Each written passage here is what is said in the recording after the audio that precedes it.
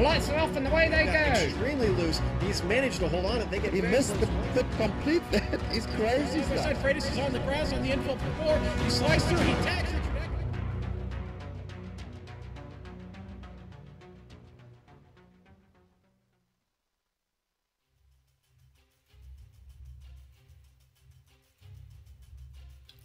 Welcome to Darlington Raceway, host to the Inside Sim Racing 200 for round 2 of the Piston Cup. And you're watching it live on the Global Sim Racing channel. I'm your host, Joe Peak. With me in the booth today is Richard Losper and Sean Ambrose. Richard, looking forward to your expertise today. Joe, I am quite excited to be here. This is the Inside Sim Racing 200. It's going to be a great race. And Sean, I'm glad to have you back with us as always. Yeah, it's great to be here, man. This is going to be some race today, the Inside Sim Racing 200, Darlington, South Carolina. It's a beautiful day, and it's going to be a great race. And naturally, behind the scenes is our director, Kevin Brown, guiding us through the action. Well, as Sean mentioned, here at Darlington and South Carolina, this track has a lot of history. Why don't you tell us about it, Richard? Sure thing, Joe. Well, this track, folks, is one of the oldest tracks in NASCAR history. In fact, the first race took place here in around 1950. And there are lots of history involved with this track. It's a 1.366 miles or 2.198 kilometers long. We're going to have ourselves 147 laps, about 3 hours of racing here today. And that's going to be an absolute blast, I'm sure. It's a uniquely shaped track, Joe. Very much an egg shape. And there's a story behind that, which we'll talk about, no doubt, as the race goes on. It's got a couple of names, dubbed by the drivers who have raced here in the past. Some call it the Lady in Black, and many drivers say that this track is too tough to tame. In fact, that's its motto. So a really, really interesting track, and one that is very, very tough for the drivers. You've got an open end where it's quite easy to go around at high speed. And then it narrows down on the other end, Joe, to, a really, really tight corners in 3 and 4. And it's very difficult to set up a car here because when you have the car working at one end, very often it won't work at the other end. So, yeah, a really tough track, and it's going to be interesting to see how these drivers negotiated today. Yeah, it's certainly sharpened its fair share of drivers over the years with the difficulties that it presents. And these guys are going to have to fight the second round of the championship to try and solidify their run towards the end of the season. Speaking of which, Sean, what's that shaping up like right now? We might have some technical problems. No, I'm here. Yeah, right. Currently, Neil Heckins is the leader in points after one race, but they tested earlier this week, and Fabian DeJong was awful fast, and currently I'm showing he's third in the qualifying session, so and third in points. So it looks like we've got a good battle going, and Kays Yoakum and Tim Wygen both ran a lot of very fast laps in the test session, and they look to be hot contenders in this race as well.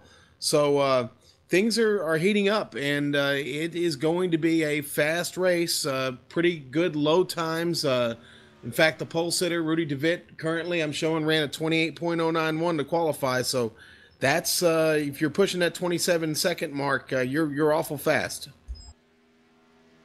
Yeah, and I imagine that qualifying is going to be very crucial around here with how difficult it is to pass. I understand it's a very, very thin track here, Sean. Yes, it is. And you really don't want to be side by side through the turns here. It's not a Daytona or a Talladega where you can go 3 and 4 wide. 2 wide is really pushing it. You get so loose through the turns, and there's a lot of potential for chaos. Absolutely. And there's all kinds of things that This is, we talked about how this is an old track, and I think because of that, it's gained a lot of character. So there's so many qualities that we could talk about that really make this thing unique. Especially, they talk about Richard the Darlington stripe that I'm pretty sure a lot of these guys are going to have before the day is over. Oh, absolutely. This is going to be one of those tracks where I think the attrition rate is going to be quite high. These guys are just finishing up on their qualifying. Don't see any cars out on the track right now. But yeah, there's a lot of stories about this track that we can talk about. One of the questions I have here for the viewers, which we'll answer a little bit later on in the broadcast, we'll see who can answer this. Dale Earnhardt Sr., 1 year, how many times? There's a question for you viewers. Try and give us the answer to that one. Another question I have is how many times did the driver win here the most, and who was that driver? So a couple of questions there for you guys. Look, the pit stops here are going to be quite interesting. There are going to be quite a number of pit stops. It's going to be a race of attrition we've just mentioned. Joe, I don't know. This is going to definitely differentiate the men from the boys here today. I'm pretty sure it will. It's done that before, and it'll probably do it again. But it looks like we've got everybody run through their qualifying laps, so I think we're going to go through that real quick. It looks like, as was mentioned before, Rudy DeWitt is on pole, so holding it down by a whole 0.2. He has got a lot in his grasp. Jarno Panakit is in second. Fabian de Jong is in third. Denny Rotz is in fourth. Roy Visser is in fifth. Pascal Dukers is in sixth. Kees Jokums is in seventh. Neil Heckens is in eighth. Nick Tissen is in ninth. And Pascal de Burk is in 10th, Richard. Yep, and Timon Nabirs is in 11th. Tim Vayen is in 12th. Jeroen Ursem, 13th. Bob van Katwijk in 14th. Victor Eltenaar in 15th.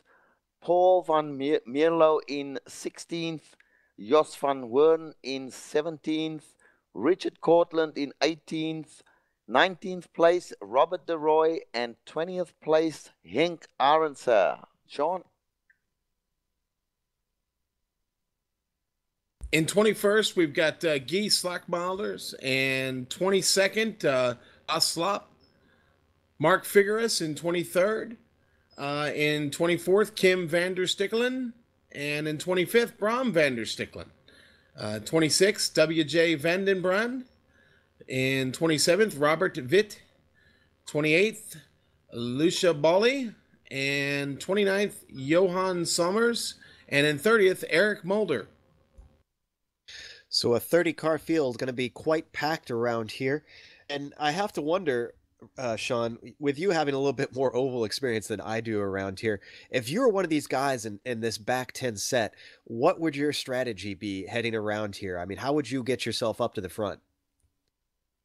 Well, you don't want to lose the field because, the track's just over a mile and you could get lapped pretty quickly. So, like I said, you don't want to lose the field, but you want to keep up. You don't want to be too aggressive because you've got to take care of the car in this one. You've got 147 laps to survive. So just try and stay with the field, lay back, and let the action in front of you play out. Another quality about oval racing, for those not familiar, that's going to definitely throw these guys for a loop and have them on their toes, Richard, is the cautions. And I'm pretty sure we're going to see our fair share of them today. And how is that going to affect the strategy? I mean, what do they need to watch out for when the yellow flags come out? Well, you're going to see a lot of pitting taking place, I would imagine, during the cautions. And I think, well, we hope not, but I do believe there might be quite a few cautions here today, particularly around turns 3 and 4. Very, very tight in there. And if you're going to have a lot of aggression from drivers, there's going to be some pain worn by these drivers for sure. So during the cautions, what you want to do is check with your crew chief to see how your fuel mileage is going. All those good things. Duck into the pits if your crew chief decides that that's the best thing to do. Strategy is going to be very, very important here today, Joe. Yeah, and we're watching the cars waiting on the grid right now. They're going to take the pace lap pretty soon here. waiting for everybody to get their car onto the grid before the pace car takes off and leads them around. But it's going to be definitely an exciting one from what we've seen as the pace car just starts to take off and Rudy and Jarno start to lead them around the track. So these guys are going to have to deal with this place for a whole 147 laps, as we mentioned. It's a long way to go. They don't want to be coming right out the gate and hustling and bustling their way up front. They got to be patient, as we mentioned, and they got to be smart about this thing. Well, the pace car is leading them around NASCAR 2 right now, and they should be getting green very soon. Who's your call, Richard? Well, you know, Rudy de Wit is up the front once again. He was up the front in the last race. The race was won last time by, whoa, I forget now. I think, I know Neil Heckens was in second place. So I like Neil Heckens once again. I think he's a really smart driver. Very patient he was in the last race. So I'm going to go with Neil Heckens. Sean, who's got your eye? Well, Rudy's got my eye. He's awful fast, and he proved that in the test session on Tuesday. But, you know, for as fast as he is, he didn't have a whole lot of luck in the last race, and I'm going to agree with Richard. Neil Heckens is pretty skilled. Wait, yeah, well, here we go, green flag. flag. I'm sorry, Sean. We've got the green flag out, so Rudy's going to lead them away around this first corner. Let's see if everybody can get through this first lap cleanly. This first corner is a little bit more open. Oh, we've already got a wreck, and that looks like that is the car of, I'm trying to make out who that is. Yeah, I didn't catch that one. I was watching the leaders here. In fact, the leader is Rudy de Wit. Oh, we've got another backup here. We got another wreck. But we have our first caution, Joe. Yes, and it looks like the first one involved Guy Schmluders. I'm sorry if I have botched that name there. And Bas Lob and Robert de Rouge. So those three guys were definitely involved in that first accident. I'm not sure if there was a second one that brought out the caution or if it was the first one that we saw that brought that out. Yeah, definitely Gieslak Mulders involved there. Pretty nasty too. So we have our first caution of the day, and we didn't even survive one lap, Joe. I'm not too shocked. It's very tough in a tight pack with everyone too wide to try and get around here and keep it clean. And these guys did fairly well at the start, but it looked like just couldn't hold it up. So pace car is going to pick them up. In fact, I believe pace car has already got them. So Rudy is still holding on to the lead with Jarno Panikiet still in second and Fabian de Jong. Actually, I'm sorry, Fabian has moved himself up into second right before that caution came out. So Jarno is down to third. But pace car is going to take them around for a couple laps and then we'll get back to green.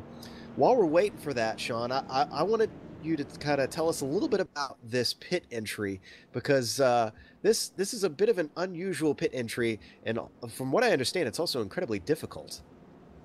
Yeah, it really is. First of all, it's very narrow, and it comes up right off the turn, right off of turn 4. It's just below the exit of turn 4.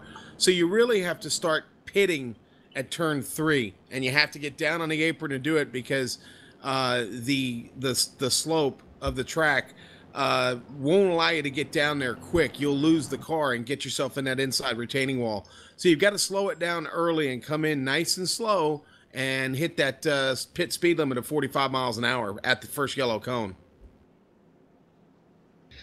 All right. Well, I think we should get one lap to go this time by. Let's see if those lights go out on the pace car as we wait for them to cross the stripe here. Nope, looks like they're still on. So we're going to have another lap to go around as they collect the field and everybody gets themselves together. Now, we've had one start, and we're going to have a restart. Richard, what do these guys need to be doing mentally to get ready for these green flags? They have already had an accident happen. A few guys have got some damage. What should be their mental space be like?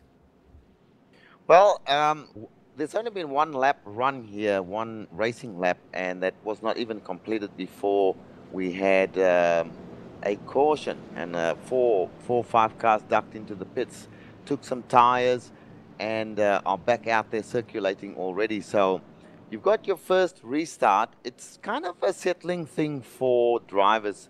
Normally during the first restart, everything slows down. Your mental state is, okay, this is a new race. I am in whatever place I am. Let's see if I can get away cleanly this time and do it a little bit better than what happened before. If you were involved in the accident, you're busy there cursing your crew chief and everybody else around you and thinking, all right, so I'm right at the back now. Let's keep it clean this time around. So people will be thinking about quite a few things, but if you're up near the front, you're thinking, well, okay, this is a restart coming up. I am going to just settle in as best I can. And Rudy De Witt and Fabian de Jong is going to lead them away as the front row with this 2-wide restart here on lap 4, I believe. So, I'm sorry, lap 5, actually. So they're going to take the green this time by. Lights are out on the pace car. Now, Sean, these guys up front, with the passing being so difficult, do you think they're going to be in a bit of a hurry to try and make up that position, since this is one of the rare chances they might have an opportunity? Or do you think guys are going to be patient? Well, hopefully they're going to be patient. But if you've got an opening, take it. Get to the front and get out in clean air as quick as you can. Clean air is the best place to be on this track. Well, pace car just peeled off. They're going to get the green flag very soon here. Rudy taking them up to the line, waiting for that flag to wave. He starts accelerating, and there comes the green flag. He gets a good jump ahead of Fabian, who slots in line behind him. Same thing with Jarno and Roy Visser, all falling into a line. Now they're starting to get themselves all settled out as they head through turn 1 and 2. I'm seeing it pretty clean thus far. There's a few guys that are still side by side, but everybody's kind of slotting into place. So it looks like people learned their lesson this time. Well, hopefully they did. Very advantageous to be the number 1 driver or the lead driver on any. Oh dear, we have another yellow, Joe. Yeah, I didn't quite see who caused that one. I'm trying to see if I can spot it. That was Brian van der Stikkelen, who's right in the pits as we speak. W.J. van den Brand, who was involved in the last one, he's also heading into the pits. So at least a couple of guys involved there, Joe. And Nano van der Poel is, unfortunately, he had nowhere to go and then collected another car as he came up. That was actually Van der Brand and Robert Witt, who both were collected in that unfortunate accident. This is there's a lot of runoff space at the bottom, so obviously you'd think that there's space that you can try and avoid guys, but is it really that easy to try and get away from those accidents on a track like this, Sean? No, it's not, to be really honest with you, because the transition from the turns and even the straightaways down to that lower pavement is really extreme. And once you take off, the inside retaining wall is the only thing you have to save you, and that retaining wall is not soft. Yeah, as much as they would like it to be, it's a pretty solid piece of concrete and steel, I'm sure. So we've got the pace car for the second time today after all of 8 laps around this Darlington raceway. So guys have got to get their patience together. They did a lot better this time around, though. Guys looked a little more easy on the gas, try to give each other room and just get into a rhythm at first this time around. Yeah, Joe, I'm looking at W.J. van den Brand. He is in the pits. His car is smoking. I would not be surprised if his day is done. Just in front of him in the pits, Brand van der Stikkelen. So these are 2 guys that are already in the war zones. You can see now, Joe, why they call this track too tough to tame. We have had less than 10 laps and already two cautions. So tough day for the drivers today. Very tough. Already we've got those 2 guys that you mentioned with trouble. But even then, there's Robert De Witt, who is actually coming into the pits right now, so maybe he got a little bit of damage fixed at first, or maybe he just waited for this time to come in. He's already a lap down. He's going to go another, it looks like. Van der Poel actually is going to stay out. He's at the tail end of the field, but he is also a lap down. So we've only got 33 cars that are on the lead lap at the moment. And we have to apologize. We missed a few cars earlier who elected not to put a qualifying lap in. So we have 37 cars on the field right now. The pace car continues to lead them around. And it looks like the lights are still on. So we're going to have at least another lap and a half before they come back around. Rudy's doing a pretty good job, though, at this point to try and keep things together up front and not panic too much. In fact, all those top guys did a pretty good job just slotting right in line, it seemed. Yeah, Joe, they did. The same sort of group that were leading the race last time around when we were at Michigan are back up near or at the front. So Roy Visser, who we had a great time talking to in car last time, he is in 4th place, looking and doing a great job.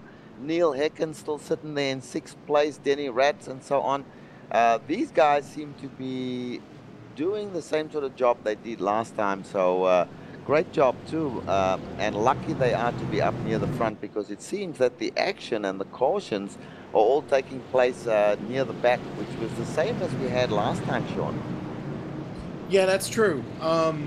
You know, you have the accordion effect on that restart where, you know, not everybody goes at the same time. Everybody's reaction time is different, and you know, that gets guys dashing and diving for position back there and not really sure where to go. And you know, I know we've said it already, but this is a real easy track to get loose on until you get heat in the tires, and so there's going to be chaos back there.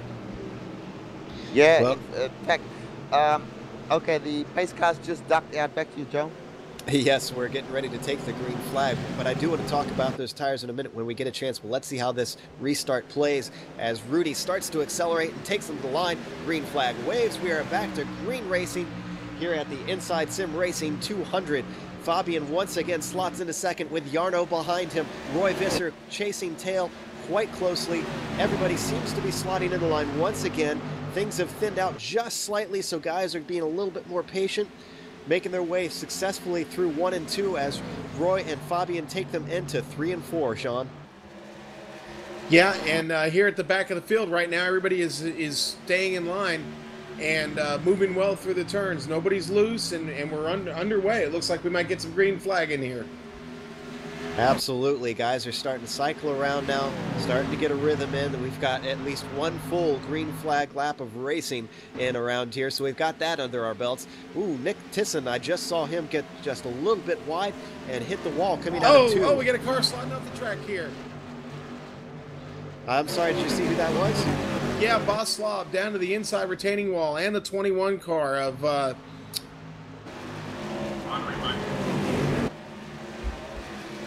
Yeah, And looks like we've got yet another caution. Yeah, I'm watching that replay of Boss Slob.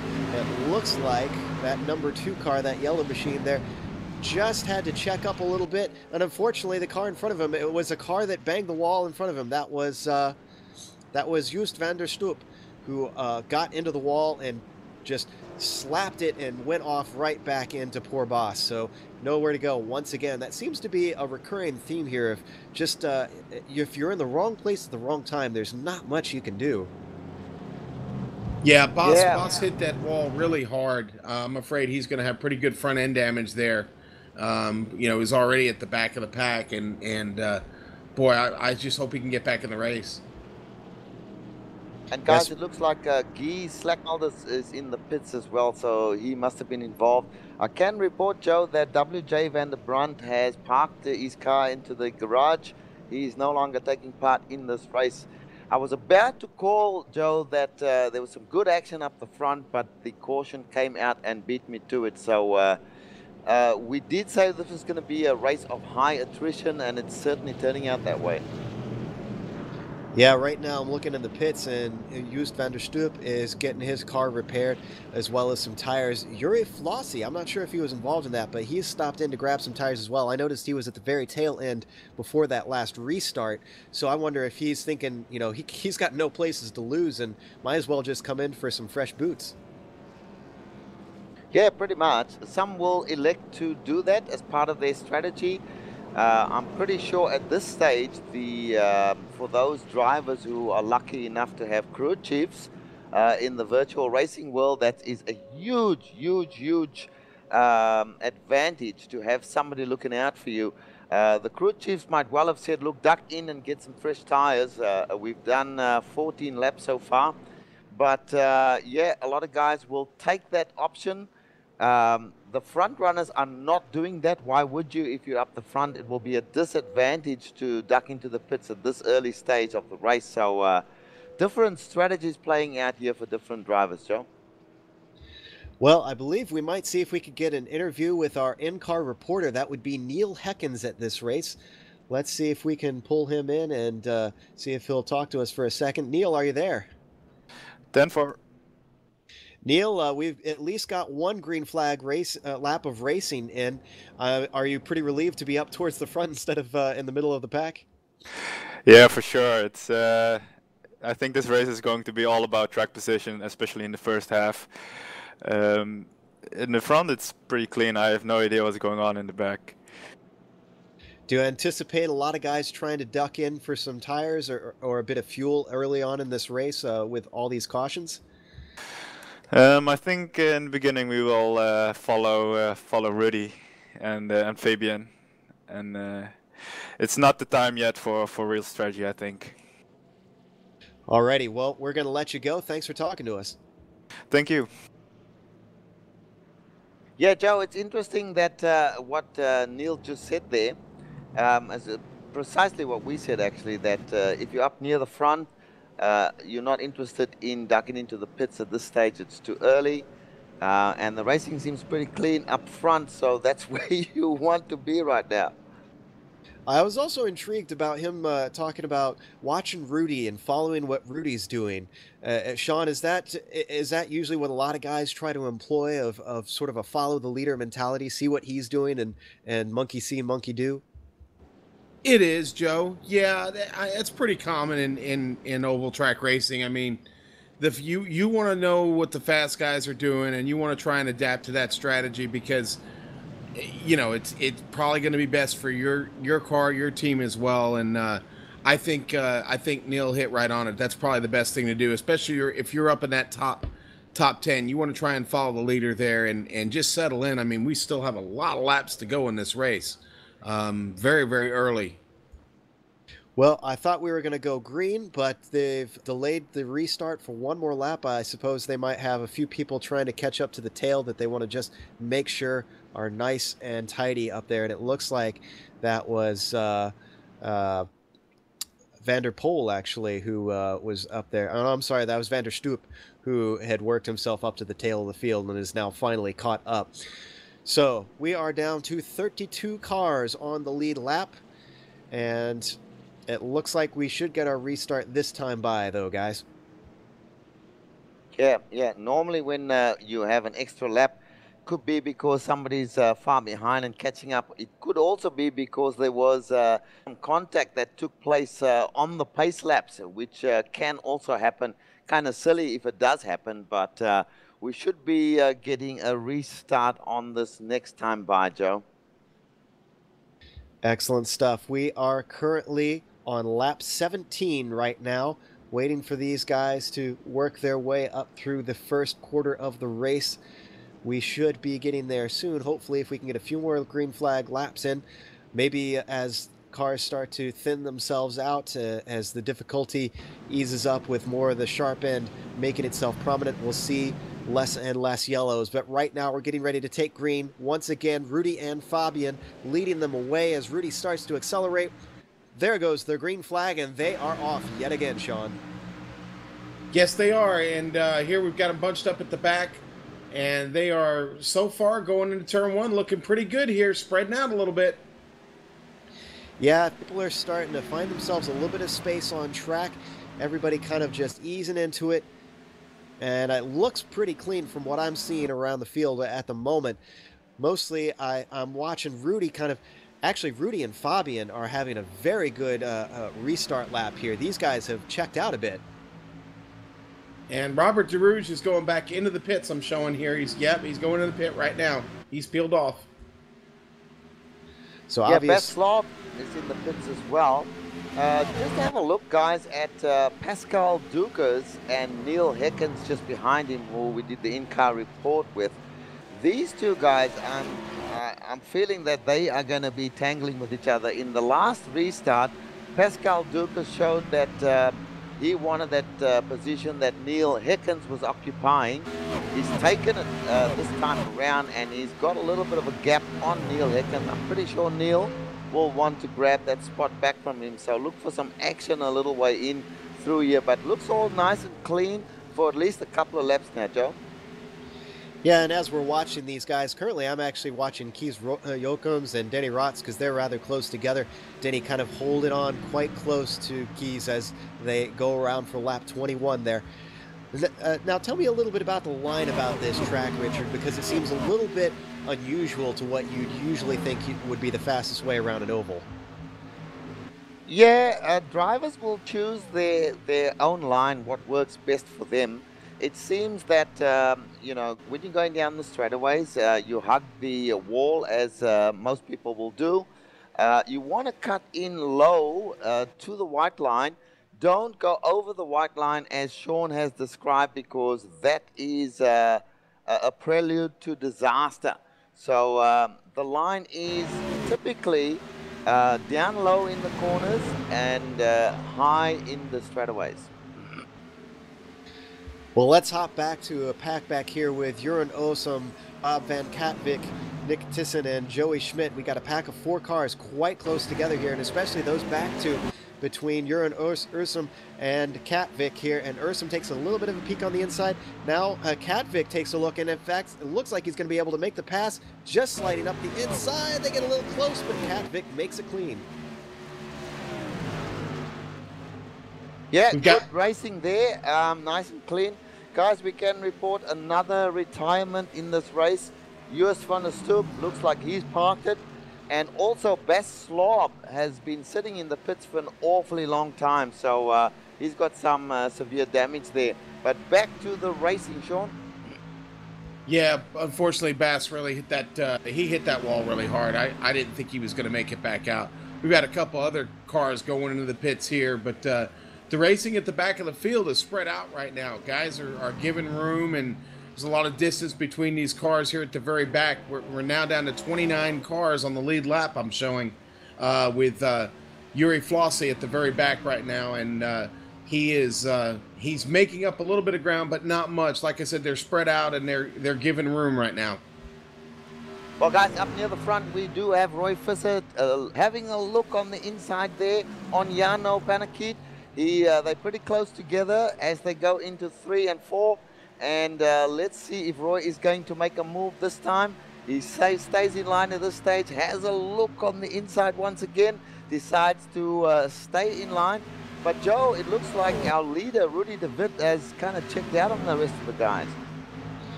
Absolutely. He has got a nice little gap back to Fabian there. In fact, nearly a second already. And then it's over a second, or just about a second actually, back to Jarno and Roy, who we were just watching battling. Roy really keeping him in check, just kind of shadowing him right now. I'm thinking maybe with him so far up the field, he's thinking it's not really the time to attack this hard, just wait for a mistake. Because I wonder if he's thinking if I catch him getting a bad exit out of one of these corners, maybe he can have a little tank slapper, he can just breeze on by. Yeah, absolutely.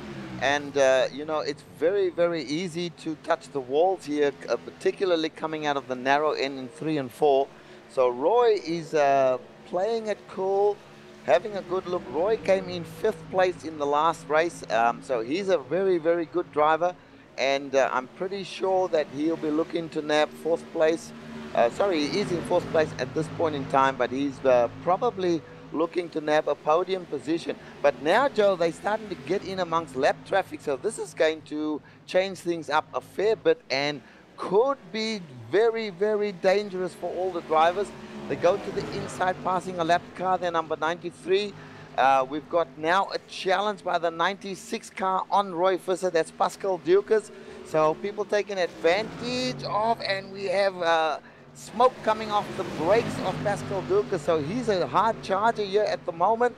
things are getting quite hectic as we see Roy Visser now. They're going too wide into third the corner, and Roy Visser did have a touch there as well. Very, very hectic action up here as they get in amongst the lap cars, Joe. And Neil Heckens really was the one who lost out worst on that one.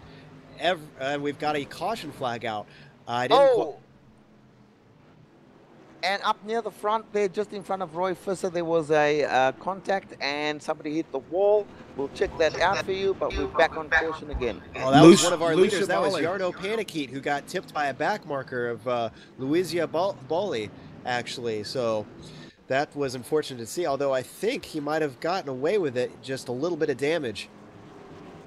Yeah, he's still circulating, Jarno. But he's got damage on the right rear of his car, the 27 car, in the Inside Sim Racing 200. Lots of action here, folks, at the moment. Not the kind of action that we want. We want green flag racing, but that is the nature of this track, Joe, that there are going to be a lot of cautions. Well, we are going to take a short break as this caution plays itself out. We've seen quite a bit of racing here in the early stages, but we are going to go to a small little stop, and hopefully we'll see you on the other side.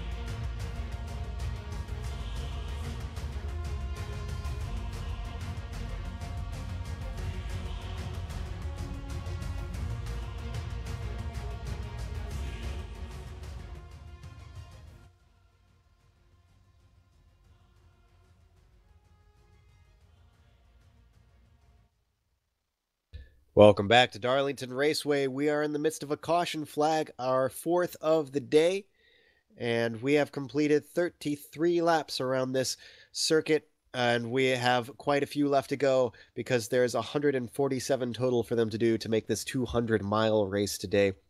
Pace car is leading them around. They're starting to stack up 2 by 2, which means we're going to see the green flag hopefully next time by. We've got a number of cars that have fallen afoul of running down a lap or running into the wall. Henk Arenze is in 28th, a lap down. Luizia Bali is a lap down as well. Guy Schlachmulders is a lap down. Then we've got Jas van Horn, who's 2 laps down. Robert de Rouge, who is also 2 laps down. Then Robert Witt who is 3 laps down. Then we've got a bunch of cars who are essentially out of the race. Just van der Stoep, Bram van der Stickelen is out. Bas Schlab has actually got his car back out on the track, but he is 16 laps down, so he's got a lot of work to do. And then WJ van der Brand is also out of this race, guys. Yes, indeed. In fact, there are 3 drivers out of the race now. WJ van der Brand, Joos van der Stoep, and Bram van der Stickelen. I'm having a look here, Joe, at Jano Panakit's car. He is currently in 3rd place. Damaged car there. He's elected to stay out as the pace car ducks off, Joe. Yeah, we're getting ready to take this green. We'll have to see how Jarno's car handles now that he had that tip from a back marker, which set off this yellow flag. Fabian and Rudy lead them away, with Rudy once again taking over the lead. Jarno is able to hold on to that 3rd place, with Roy Visser trying to hunt him down. Neil Heckens, who lost out a lot of time, but thankfully gained it back with this caution. He is already trying to hunt down and has to check up as Roy Visser gets into the wall. There was a little bit of a tap between them, but no harm, no foul. Yes, that was a very, very touch and go there.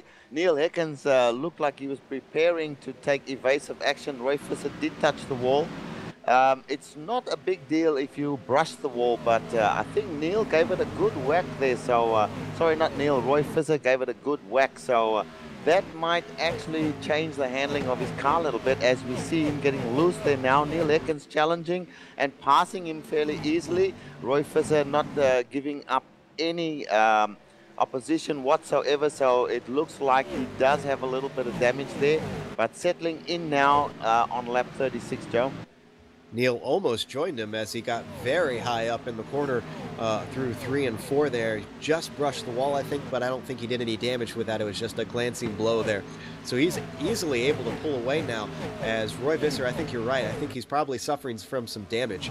And what do you do in that sort of situation? Do you wait it out and try to hold on for another caution, or do you, with so much of the race to go, do you send it in and try to get some damage fixed? Yeah, look, it might just be that he was shaken up a little bit by that touch, because that does give you a bit of a shock. Looking at his car right now, Roy Visser, car number 50, he is circulating quite normally again, so it might be that he didn't actually have any damage there. He was just shaken up a little bit by that tap to the wall. Well, someone who isn't shaken up is Rudy de Wit and Fabian de Jong, who are once again checking out. Jarno, who we were curious about his damage, or if he had any, from contact he made earlier, he seems to be holding his own. His pace is not too bad. He's still ahead of Neil Heckens and Roy Visser there in 4th and 5th. Not really running away from them, but definitely losing ground on Fabian. But we saw that on we the last got to wreck off the backstretch. Wreck off the backstretch. Nano Vanderpool in the wall, in the inside of the training wall. We're checking that replay right now, see what exactly went down. It looks like he just went a little bit high, and poor Kim van der Stickelen had no place to go, and that purple and white car was down into the barrier with him.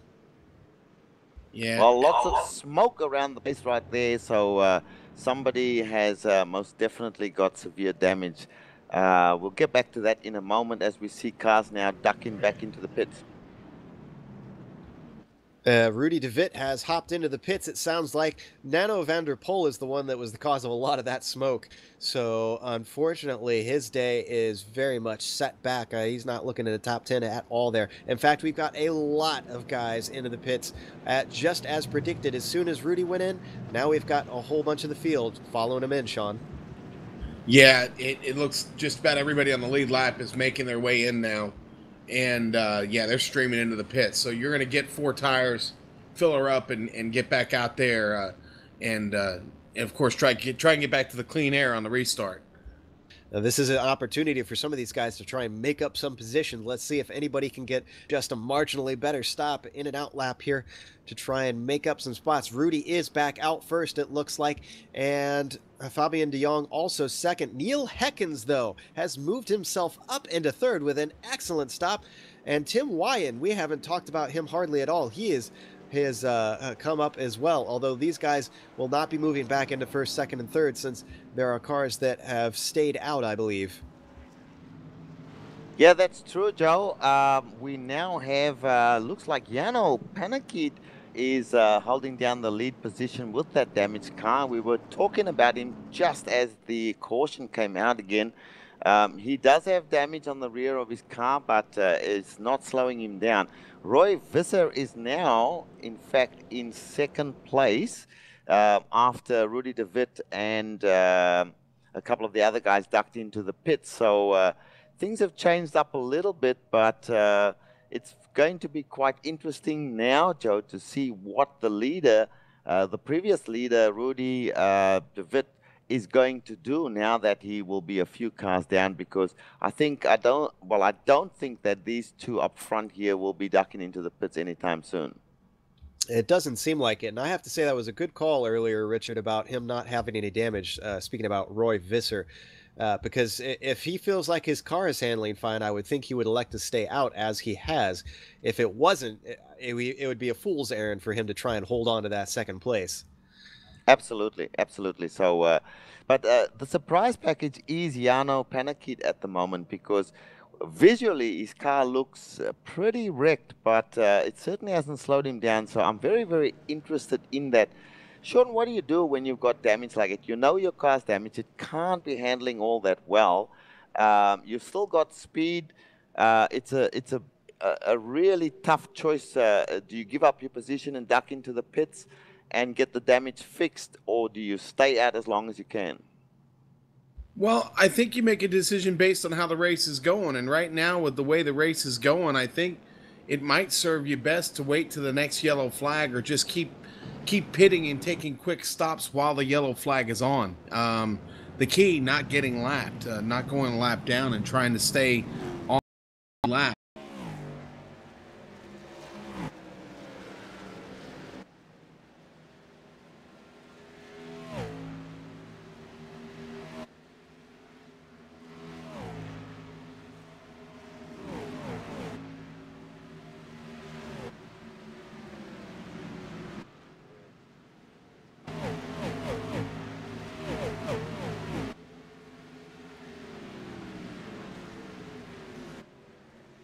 Joe, remember to mention the name of the race, the Inside Sim Racing 200, a lot more times. Okay.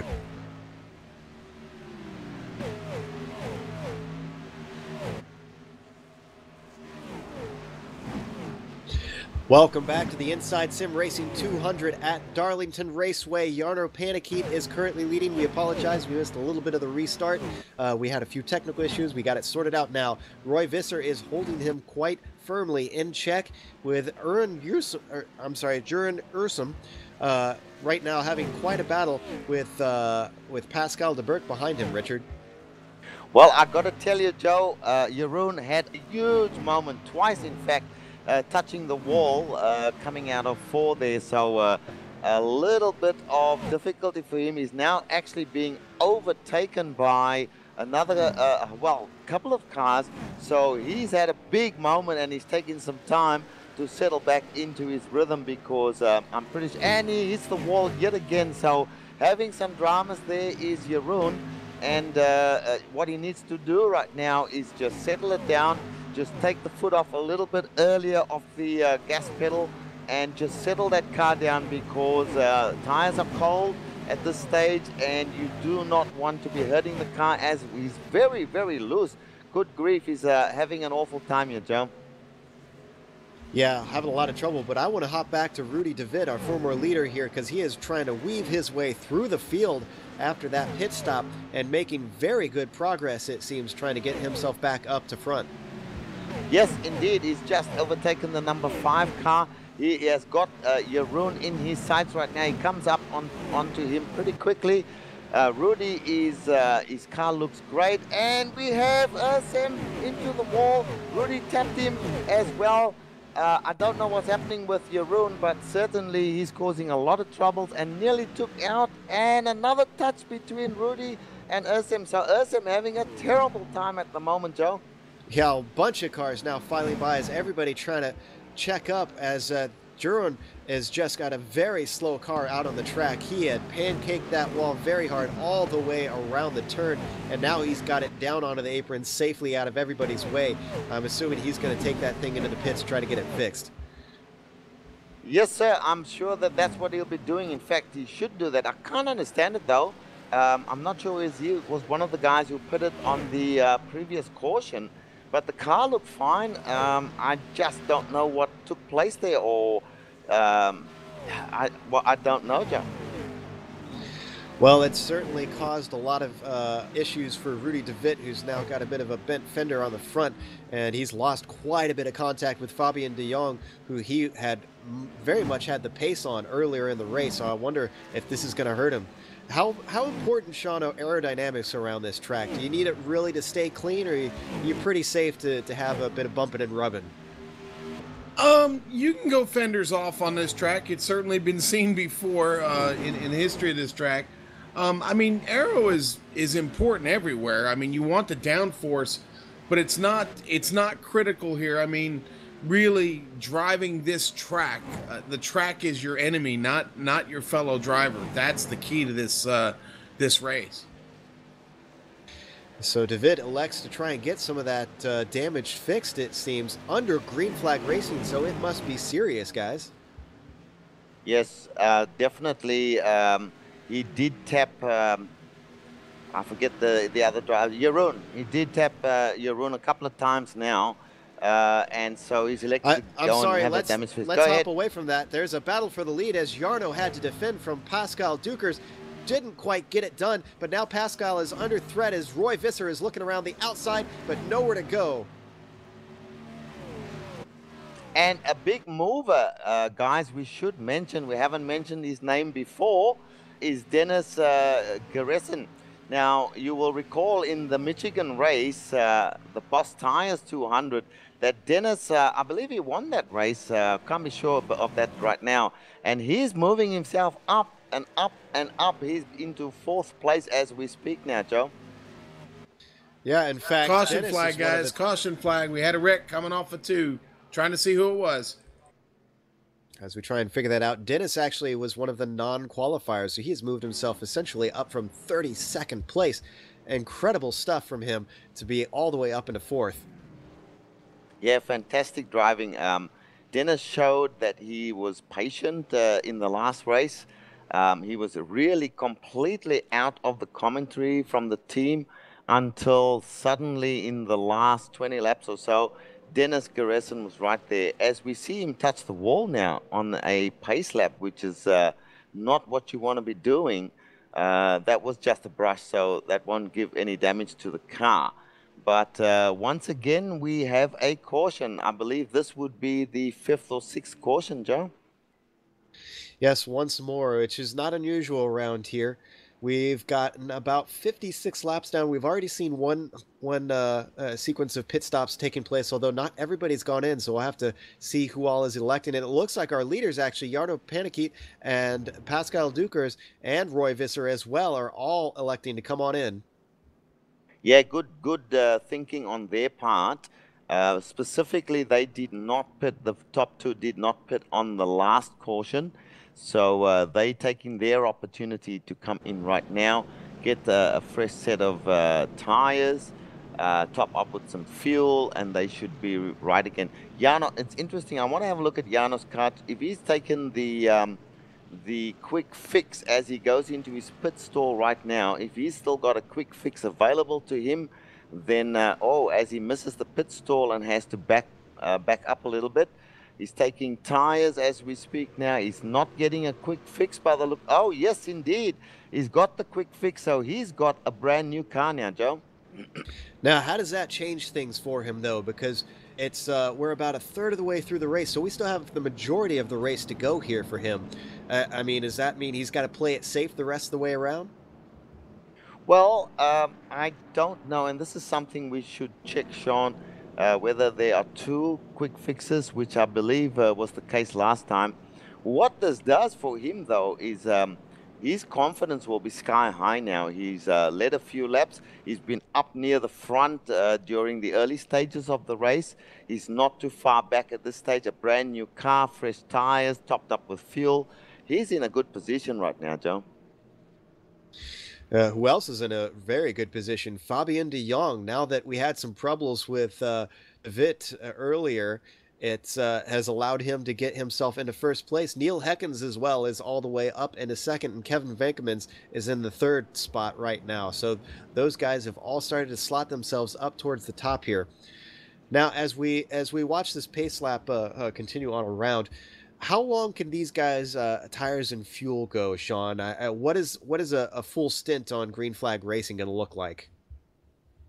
Looks like about 45 to 47 laps. Good luck getting your tires to last that long, but you can go in the window about 45 to 47 laps on fuel. But your tires, you're really going to need tires before then, unless you're just really, really taking care of the car.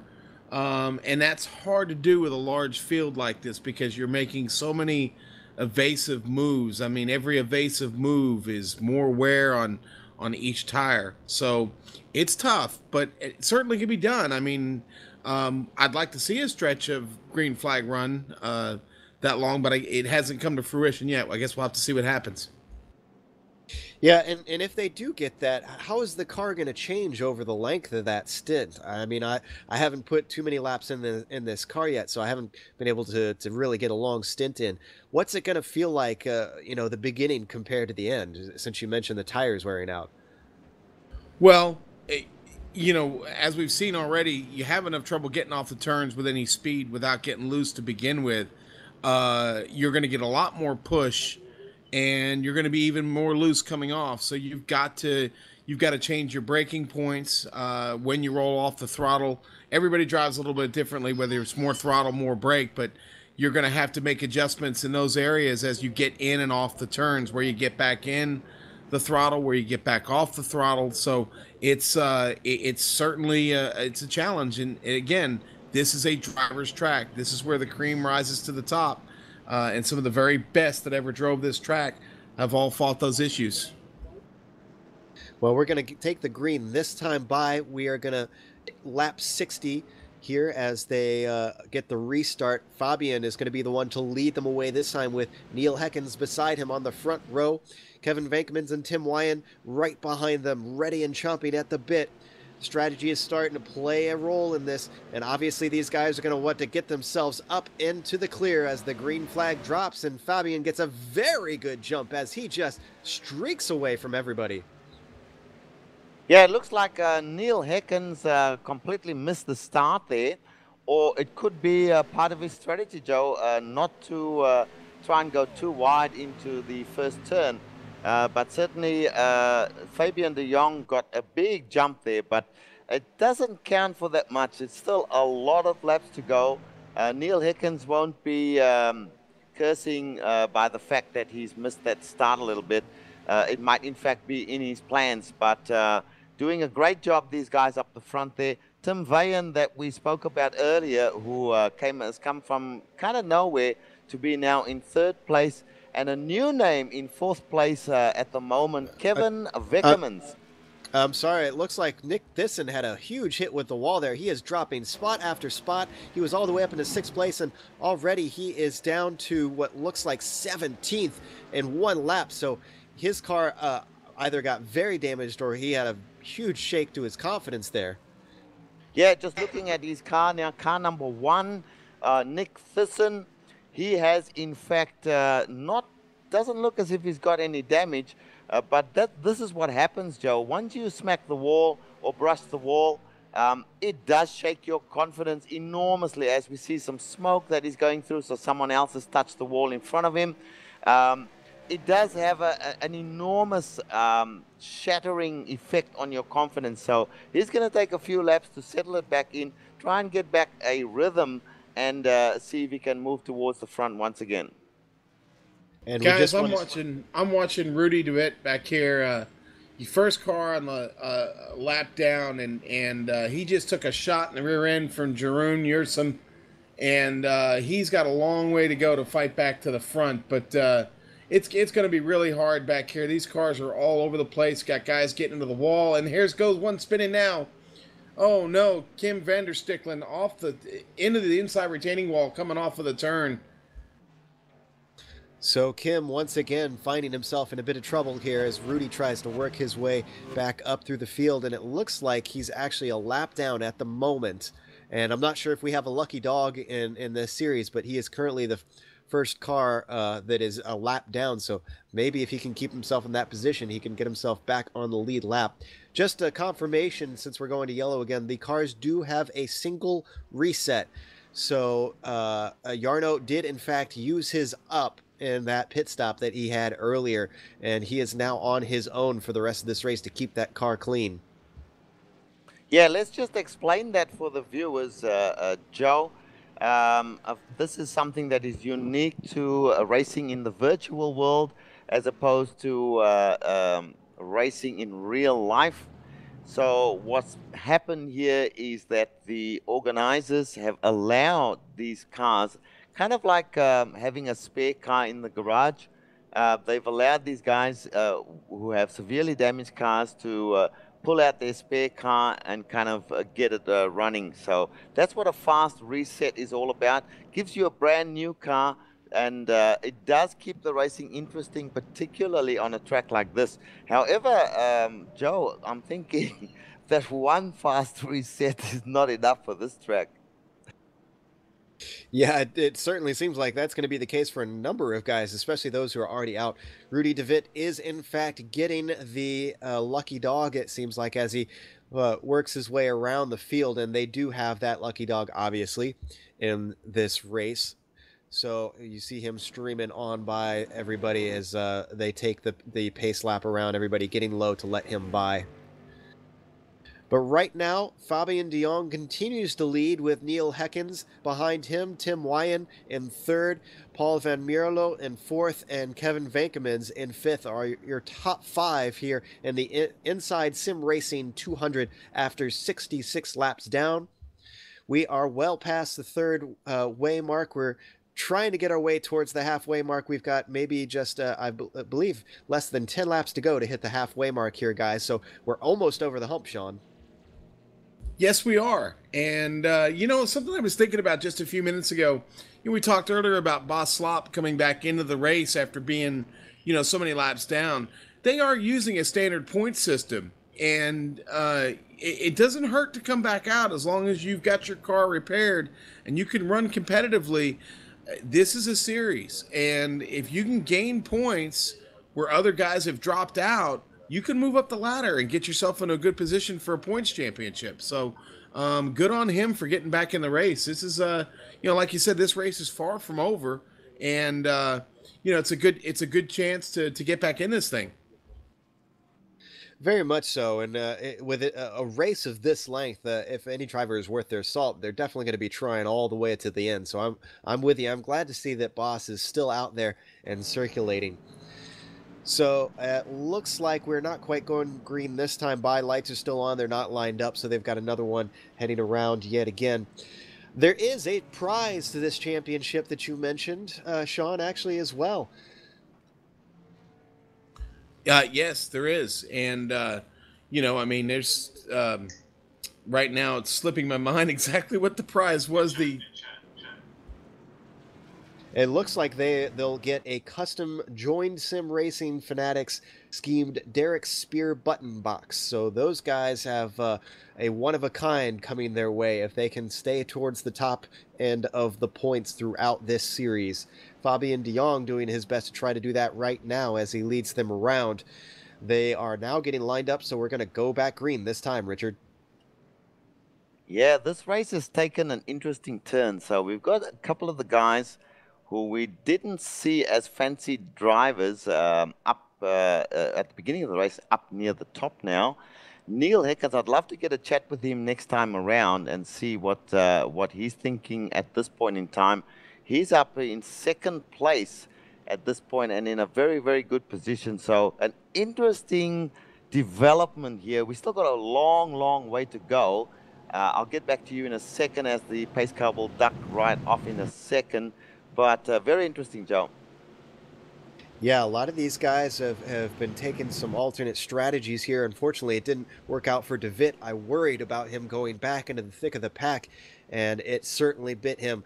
Meanwhile, Fabian de Jong has survived being back in the pack for a while, and now he is off and running and taking away on the restart as we get ready for lap 69 with Neil Heckens trying to chase him down, and it looks like we've got a few challengers in the back, but no, they're starting to slot in single file once again. Kevin Vankemans has Roy Visser around the outside. Roy making good on that pass, moving himself up into 6th. Yes, and Jarno Panakit just in front of Vankemans at this point in time. I'm liking Roy Visser and I'm liking Neil Heckens. These guys are racing very smartly. Neil Heckens, you will have noticed, did not even attempt a challenge on the leader at the start of the restart, so he's playing it really cool, really smart, and I'm looking for him to be right in there at the end, Joe. Yeah, but I'm hopping back to the battle for 3rd here because Tim Wyan, Paul Van Mierlo, and Jarno Panakit and Roy Visser, all 4 together and incredibly close as they come down the front stretch right now. It looks like Van Mierlo might want a little bit of something of Wyan there. Yes, certainly. He is looking towards the outside there. They go in, he gets a little bit loose, so that's pretty dangerous. You know, the car can get unsettled pretty easily as you go into that tight turns. He gets a tap now from Jarno Panakit. That is not good. And Jarno now goes to the inside. He's challenging, and he's going to try and take the position. And he does. And good driving from Jarno there. We did mention that we like the looks of Jarno. He's been racing very, very aggressively at times, but very safely, and looking good at this point in time, Joe. Love those cat-like reflexes of Panakit because there was a checkup from Van Mierlo, and Panakit just about avoided him, but also managed to make good on that very opportunistic pass on the exit. He knew that his momentum was checked up and just slipped it right onto the inside line before he had a chance to defend. Yeah, Van Mierlo now has some damage, which is that's a little bit sad for him. Looks like the car is still looking good, but he's lost the position now to Panakit, who's now got Tim Wyan in his sights. They are 3 very, very tightly behind each other at the moment, and we've also got a 4th car joining in, Roy Visser. So the action, it seems to me, Joe, is starting to hot up a little bit near the front. Very much so. And Sean, it seems like that Panakit has got the pace here because he pulled right up on Wyan coming into 3 last time by. So he did the same thing with Van Mierlo. He seems like he's being held up, if anything, so he's might have to make progress here. Yeah, Tim's holding him up. And that's just the truth of it. He's trying to make a move to the inside, and Tim Van just Mierlo came down on wall. him. Yeah, Almost. Huge tank slapper from Tim Wyan there, and just absolutely smacked that wall out. I can't imagine he got away from that one scot-free with such a hard hit. In fact, now he's under threat from a couple other cars as Visser is on the inside of Van Mierlo, trying to get by that black and yellow cat machine. Just now getting on the inside as they're each squirreling around trying to get away from each other, get some track space. Wyan is on the outside yet again. Let's see if he can keep it out of the wall as they go too wide, too deep this time through turns 1 and 2. This time it's clean as Visser moves himself up into the 4th spot. And Dukas, Pascal Dukas now challenging on the number 08 car and makes a clean pass on the inside. Great driving from Pascal Dukas. Well, I'm hopping back up towards the front and watching and seeing what the pace is looking like. Fabian de Jong has got a whole 1.5 seconds over Neil Heckens, who's trying to keep touch with him. But Jarno Panakit, let's see what his lap was last time by. He ran a 29 flat, and Heckens was a 29.4. And that was in clean air for both of these guys, I'm pretty sure. So Jarno is on the move.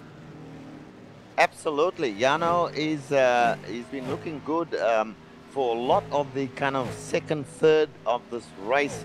Heckens in front of him, doing it very, very easily at this stage, but Fabian de Jong, he has just checked out to have a 1 second lead on a tight track like this. is huge, Joe. Well, Fabian is going to get checked up just a little bit as he is trying to get past the lap car of Boss Slob, and he lets him by nice and clean through 3 and 4 there. Just a little bit of time lost, not too much. Still got plenty of gap back to that second place Neil Heckens.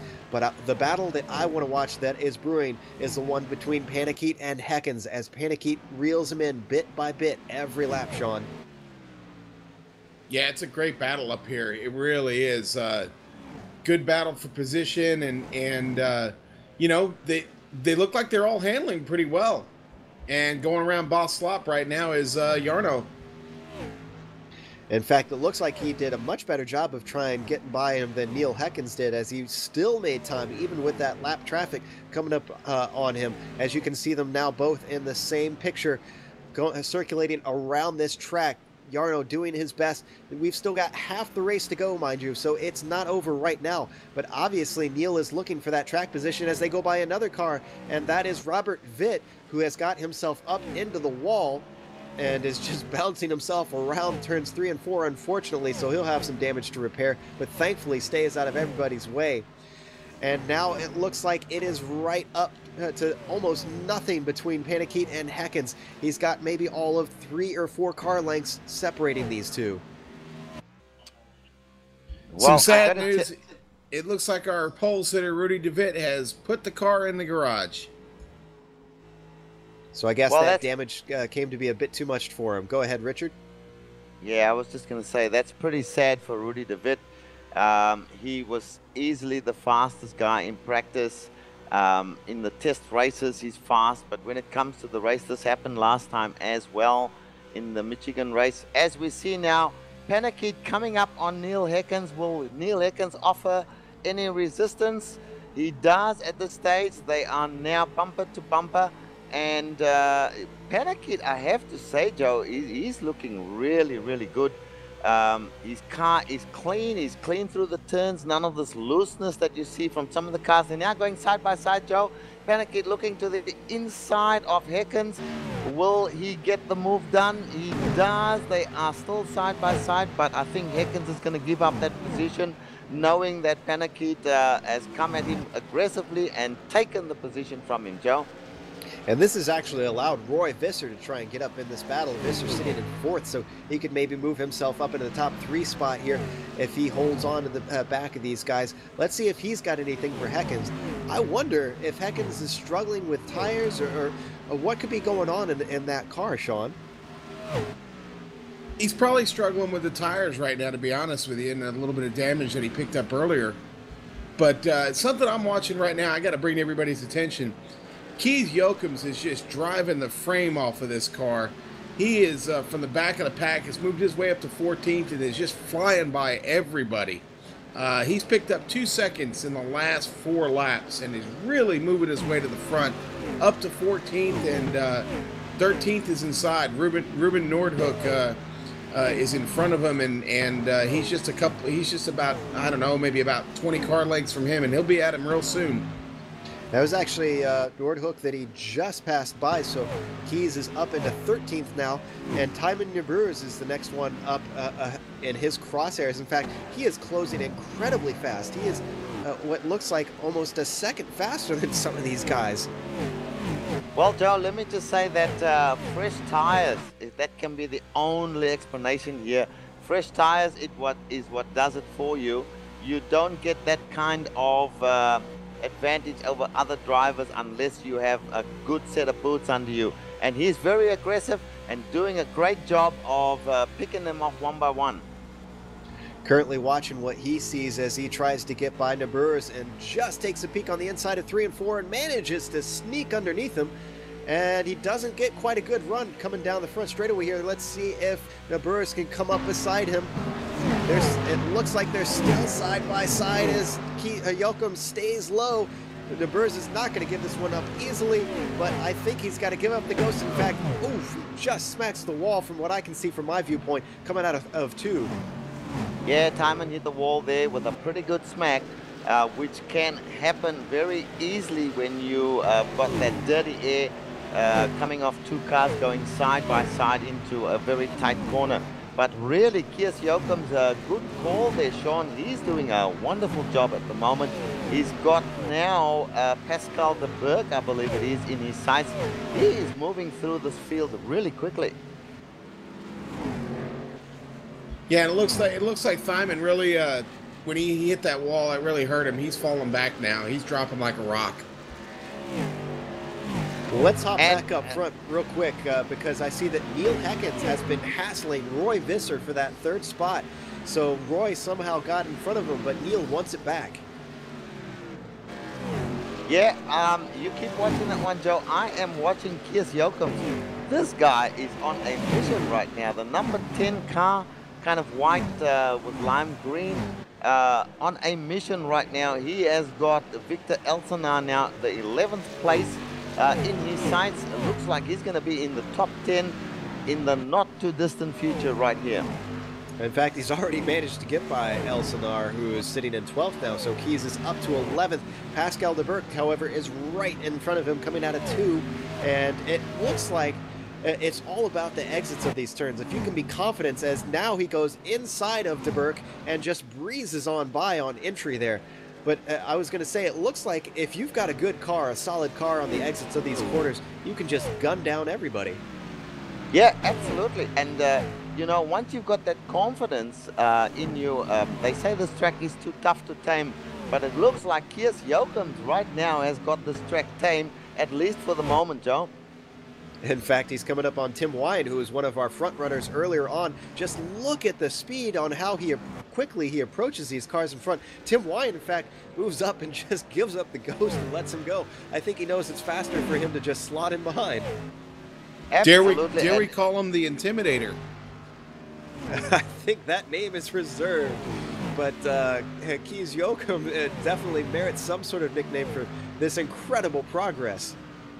Well, this is one of the best runs that I've seen on any track anywhere at this stage of the race. 92 laps, so getting to that 100 mark there, and he's making his move, and he's now up to, I believe it's 9th place. Kevin Weckermans in the red car in front of him. Let's see how he can attack Weckermans. He's gunning him down. He's gaining unbelievably on these drivers in front of him. I think Weckermans made a little bit of contact with the wall, so that's going to help Kies even more. I almost say that maybe Jochems has the keys to the race, you could say. Oh. He went there. I had to come up with something.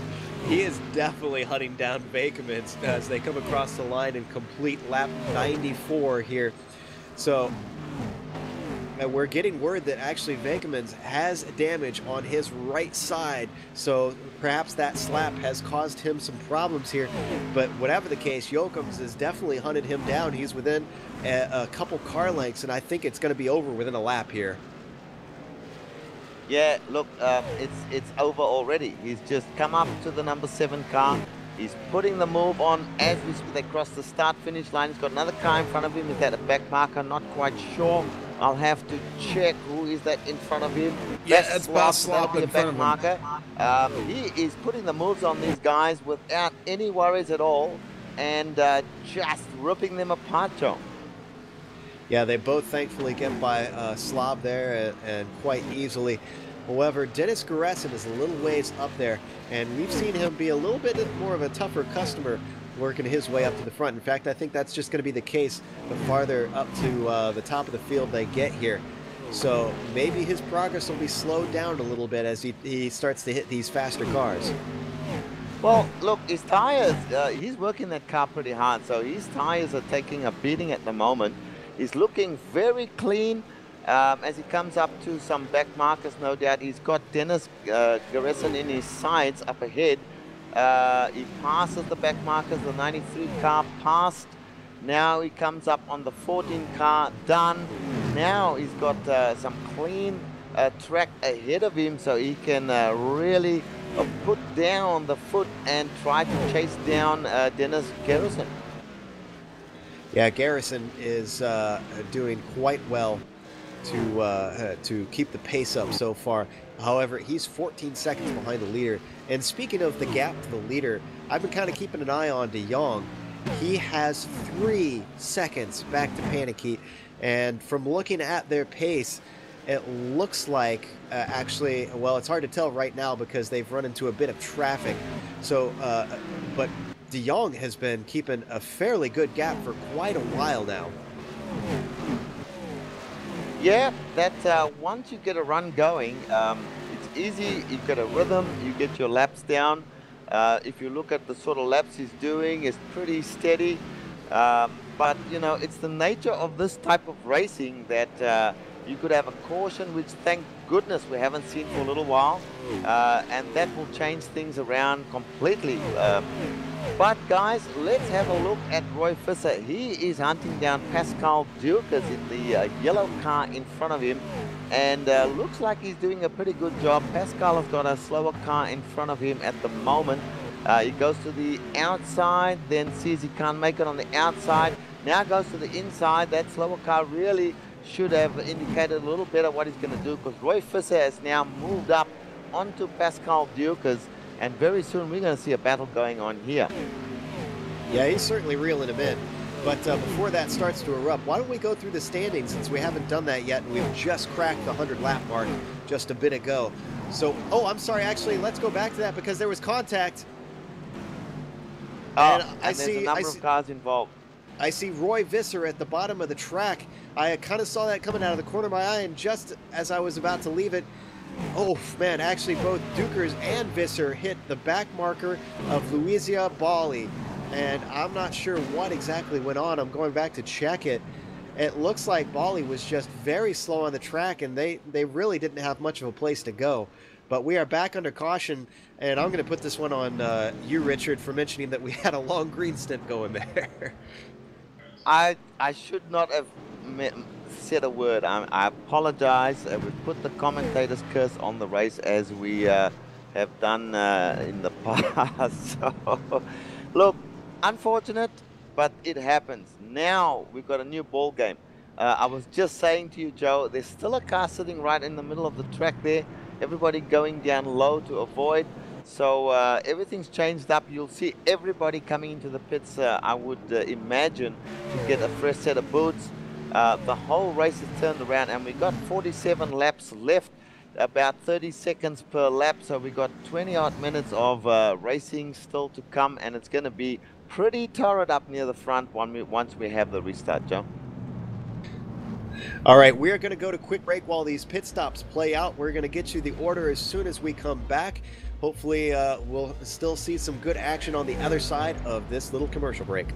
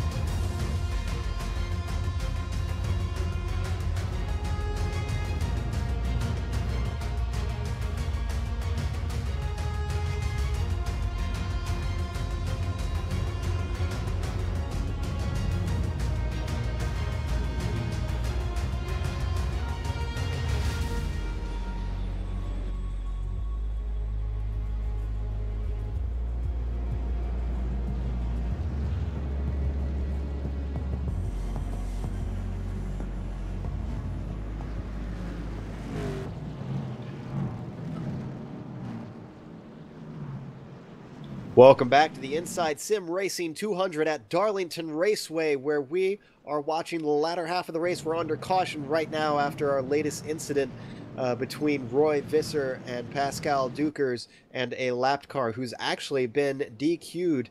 That was, I'm sorry, I lost the name just for a second there. Louisa Bali actually was disqualified. Unfortunately, the stewards did not look happy upon that move that the driver was in the middle of the track very slow when the leaders were coming up. So his day is definitely done. But let's talk to our in-race reporter real quick. That would be Neil Heckens once again. Neil, can you hear us? Yeah, I'm here. Neil, it looks like it's been quite a lot of chaos out there. What's it been like from your perspective? Yeah, it was very, very hectic, especially after when I was around 20th, and a lot of cars were on old tires, and we were with a group on new tires, and it was just chaos. It's like the downhill at the Olympics. You've managed to work yourself up to third at this point, although it seems like Fabian has some very good pace. What do you think your best chance is to try and keep touch? Yeah, Fabian is pretty quick, but he scrapes the wall a lot, so I don't want to give him bad luck, but I think if he keeps challenging that wall, he will end up behind, I think. All right, well, it looks like the lights are off, so we're going to let you go, and good luck on the restart. Thank you. That was Neil Heckens once again, currently sitting in third. Jarno Panikiet, interestingly, I don't know if we mentioned it, he came out in first after that pit stop, so Fabian has got to try to work himself to get up and get that gap back. Let's see if Panikiet's pace was for real. As he had closed in on the leaders before, he accelerates and leads them away now. And it looks like Heckens is holding on the inside, but now he starts to drop, decides better of it. On the outside of him, he's got Paul van Mierlo, but they all slot back into line. Let's see how this battle plays out, Sean. Yeah, it's real tricky. You've got fresh tires, and you don't want to get loose. You got to get some heat in them. But right now, Neil's keeping it close. In fact, he's gaining a little bit of ground there on Jarno. So let's see what happens here. And from what we saw last time, Fabian was quite good in traffic with the way that he was weaving through some of those back markers. So I imagine he probably won't have much trouble with Panikiet. But I don't think we've seen much. Well, actually, we did earlier see Panikiet out in clean air before. I can't quite recall. How did he do earlier in that stint? Did pretty well. I mean, he's up front now. He's been working his way to the front the whole race, so not bad. But again, like Neil said, he's had a bit of a fascination with the wall. So let's see if he can stay off it. Well, behind them, one of our favorites here, Kees Jochum, was up into 6th for a while, but now he's slotted back into 7th. In fact, he's under threat from Kevin Vakemans. Vakemans gets around the outside of him, and we've got a caution. And Joe, just a comment on that. Vakemans was in front of Kees Jochum. Jochum's challenge took the position, and Vakemans thought, well, I'll have none of that, and he came back at him and overtook him on the outside. Very, very brave indeed. Very good move. So now Kees Jochum is in the top 7 or 8 drivers. It's not going to be as easy as what we've seen previously. Well, I'm kind of trying to go back and see what exactly has caused this caution here, because I can't quite spot where we've got a car slow on the track. Yeah, I've been looking too. I can't see what's caused that one. Have you seen what's happened there, Sean? It's Victor Elsenar, actually, who had some trouble coming off of 2 and was almost back up into the line, but thankfully kept it away from everybody. So it's just himself, and he is already a lap down, and now he's 2 laps down as well. He has a bit of damage, it looks like, so he's got some work to do before this race is over. We're 107 laps in, only 40 laps left. 40 laps left to go, guys. Yeah, Elsenar's car is walking sideways. I think he might be done from being competitive, to be honest with you. I'm sure he can get it repaired, but he's going to be in there a while.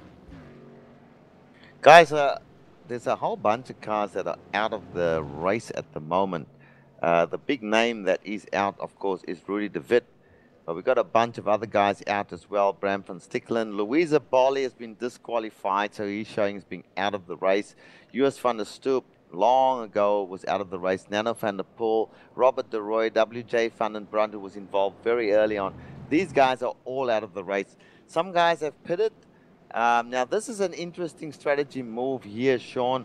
110 laps down, 37 laps to go. You could easily do that on one stint. But do you go in now, grab some new tires? Some of these guys didn't because the previous caution was not that far previous. So they might be thinking they've got what they need to take them to the end of the race right now. Yeah, I'm probably gonna wait. I'm gonna stay out. I'm gonna keep position right now and maybe wait to the next caution flag, depending on when and if it comes out. You can certainly make it. But there may be another opportunity to get in and get those fresh tires. So, yeah, right now I stay out and I wait. Yeah, so, that would be my choice as well. Sorry, back to you, Joe.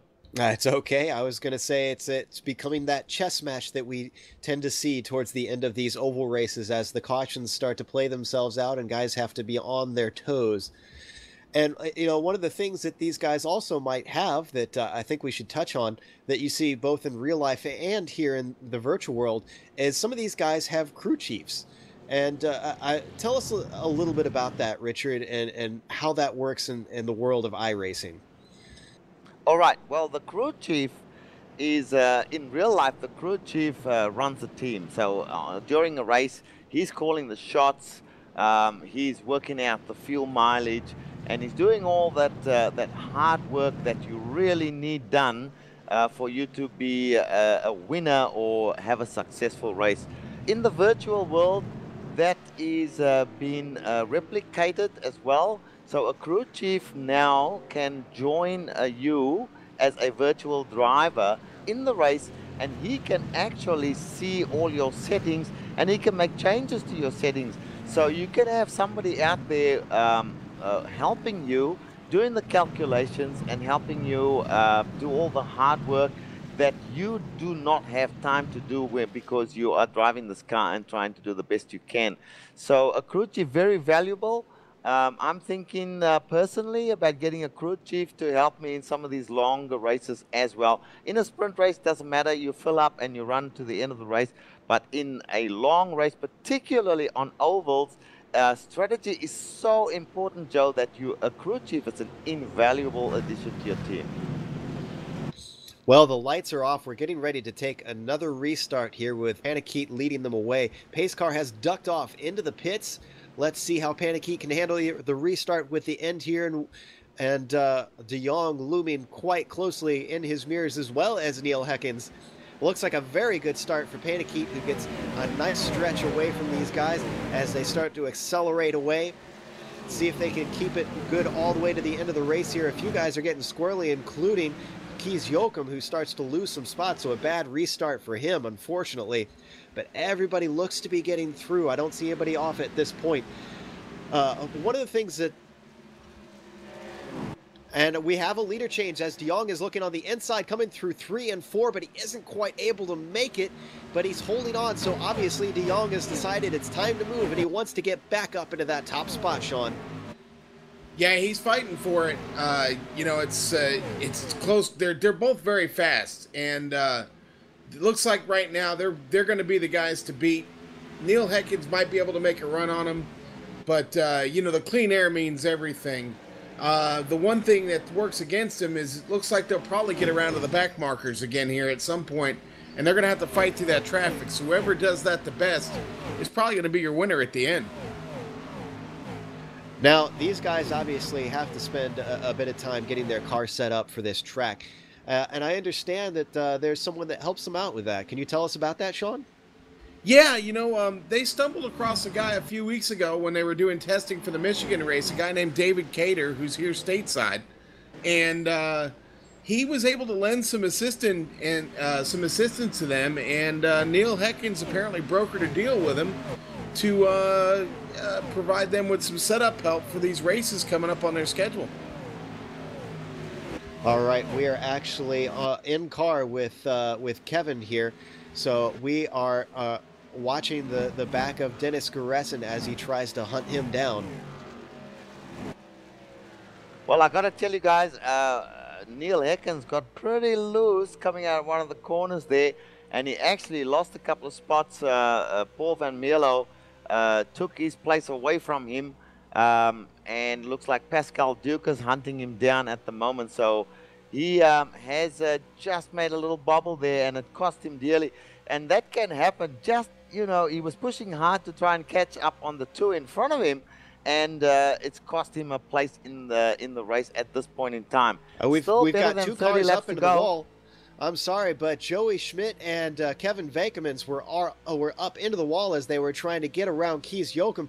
Kees was under threat there for a moment, but now not so, as those guys have dropped back.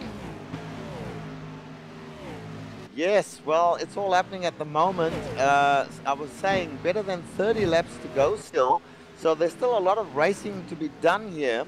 But we are getting to the business end of the race now, and people are starting to think, well, if I'm going to make a move, I've got to make it right now. As we see Pascal Dukas going to the inside of, who is that? Dennis Garrison, and makes a clean move on him right there, Joe. That was Neil Heckens, actually, that he got around. So Neil has been moved down to 5th spot. And in fact, that is Dennis Garrison, who is behind him at the moment with these 3 cars all back-to-back. And you mentioned, you know, making a move. I wonder if that's what Fabian was thinking a few laps ago, because right now he's dropped a whole half second behind Jarno. And it looks like, Sean, that maybe his opportunity is passed. Yeah, it certainly might have. You know, it's, boy, it's, well, we just talked about it a second ago. I mean, it's go time now. You got to get your way to the front now. If you're not, this could go green.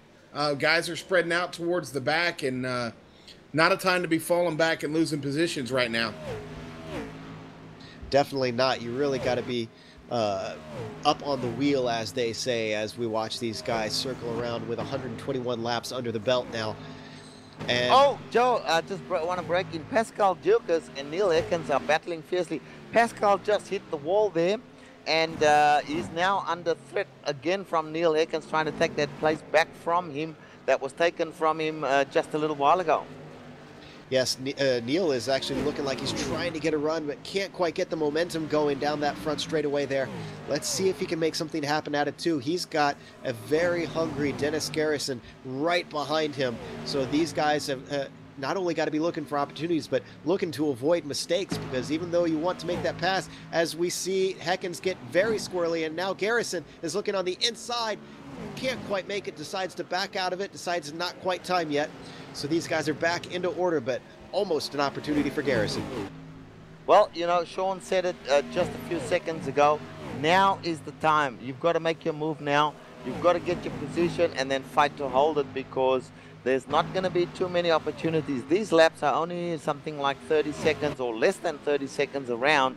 So there's not a lot of time left and not a lot of laps left. So now is the time, as you watch those 3 in front of Dennis Garrison going fiercely at it at the moment, Joe. Yeah, this seems to be the battle to watch as we hop on board with Neil to see what it looks like at the back of this trio here. Actually, it's a pack of 4 now, because we've got both Pascal and Paul Van Mierlo right in front of them, and they're coming up the lap car of Roy Visser, who kindly gets out of the way, but now that causes a car to check up, and Pascal is looking on the inside of him, going side by side with Van Mierlo, who backs out and just gives a little bit of a tap to Dukers, but it looks like they're going to come out okay. Now Neil gets on the inside of him as well, so Neil moves up a spot. It's all going south for poor Van Mierlo. Yeah, Neil had a bit of a run there. Van Mierlo got a tap from Dukas, and or the other way around, and Dukas took the position. So now Van Mierlo loses out, and we've got Heckens and Pascal Dukas in the yellow car. These two are fighting, and they are fighting for the 3rd place, which is a podium spot, Joe. And look who's coming up here. Kees Jochums is back on the wheel. Looks like his car is working for him again, guys. Yeah, we're on board with Kees right now, and he has hopped up to the back of Dennis Garrison, who was watching that battle that we were watching just a minute ago. He's on the back of Paul Van Mierlo. Let's see if he can make anything happen with Paul, obviously starting to struggle here. Yeah, it looks like he's on the move as he's up on the wheel, as you just said. I love that term, actually. And he's looking at Dennis Garrison in front of him, who's looking at Paul Van Mierlo in front of him. So the action is fierce at the moment there. And ahead of them, you've got 2 wide going up ahead of them there, Joe, or is that a slow car? That would be the lap car of Boslav, who is actually going to cause them to check up and go 3 wide just before they get to the corner. Awesome opportunity for Dennis Garrison, who just slipped up the inside of Paul Van Mierlo and moved himself up into 5th. And now Kees Jokums is attacking Van Mierlo and looks like he's on the inside of him right now. Looks like he's going to get it done, as Van Mierlo has to give way there because he's up against the wall. And Kees Jokums and Dennis Garrison moving forward. And this race has come to the business end now, Joe. It's time to go, no doubt about it. Boy, with less than 20 laps to go, Paul Van Mierlo is starting to really lose it here. And Sean, I have to imagine that's got to be extremely frustrating for your car to suddenly drop away from you with so little to go. Yeah, it is. It really is. That's the worst thing a driver can experience, when you get that feeling that it's going away from you and there's just nothing you can do about it. And now there's no... And that's Fabian de Jong. That was our leader. That was our leader who was involved with that. Let's see if we can figure out what happened. He was coming up on the lapped car of Henk Arensde. I'm sorry, I incorrectly said that. Arensde, thank you, Richard. And just got caught up in that accident, which I think is going to hand over the lead to Jarno Panikiet. So caution is out. Jarno takes the lead. Pascal Duker is going to be able to close the gap now that they are under caution behind the pace car. Same thing with Neil Heckens and Dennis Garrison. Kees Jokum, though, is up to 5th at the moment, so he's going to get an opportunity to use this car that is very good right now. Maybe he can make a few more positions, maybe even make a challenge for the lead, but he's running out of opportunities with a mere 17 laps to go, guys. And Joe, Pascal Dukas in 2nd place has gone into the pit, so interesting move there. We'll see who pits out of this group now. Do you take the chance and pit and have to work your way through from behind? Because I'm pretty sure with so few laps left, a lot of guys are going to stay out. A lot of guys have come in, but they pretty much the back marker, so it's going to be really, really interesting. Now it's a chess game. Now it's the you know, you got to put all your marbles into the ring right now. Yeah, and Neil Heckens is one of those guys, I'm sure, that's going to have his marbles in the ring, because he's sitting in 2nd, so he is looking very good right now, having worked his way up. I believe he qualified in 8th, so his pace has come good. He stayed out of trouble, and he might have an opportunity, but he's got to hold on to Jarno, who seems to have his car quite hooked up, Sean. Yeah, he's hooked up. I don't want anything to do with the pits at this point if I'm in that top 5, especially if I'm Kees Jokums. My car is working right now, and I'm going to stay out. But, hey, let me ask real quick, Richard, you had a couple trivia questions at the beginning of the race. Care to reveal? Yes, sir. So just the answers to those races while we've got an opportunity during the caution. Dale Earnhardt Sr., he won this race, he won the Darlington race 9 times. He was the champion. And the gentleman who is known as the Silver Fox holds the record here, 10 wins at this track, Sean. Yeah, David Pearson, one of the greatest drivers to ever race in NASCAR, a true driver. And the number of wins here really speaks to that. We keep saying drivers track. He was the first guy in NASCAR to be referred to as one of those real natural true drivers. He won so many races in such a short span, had a very short career compared to a lot of guys. Drove for the famous Wood brothers, the number 21 Ford, Motorcraft Ford, and certainly if you aspire to be one of those great drivers, David Pearson is one of those guys you want to follow. Well said there, Sean. You know your NASCAR history. That's great to hear. Well, guys, we are now, as they say, at the business end. You can't stress too much what must be going through the minds of these guys now. Is it possible for us to get 2 words into Neil Heckens? Is that possible, Director? I'm going to see if we can talk to him real quickly. Neil, can you hear us? 10-4. Neil, you've worked your way up to the sharp end of the field, and you've got all of what looks like about 15 laps to go here. How do you fancy your chances with Jarno? Oh, he's really quick. I think I can keep up with him. So I'm going to fight for second place. We're going to let you go really quick soon here, but how's your car feeling right now? I tapped the wall a couple of times, but it feels pretty good. Pretty good. It was a little bit loose after pit stops, but it's okay now.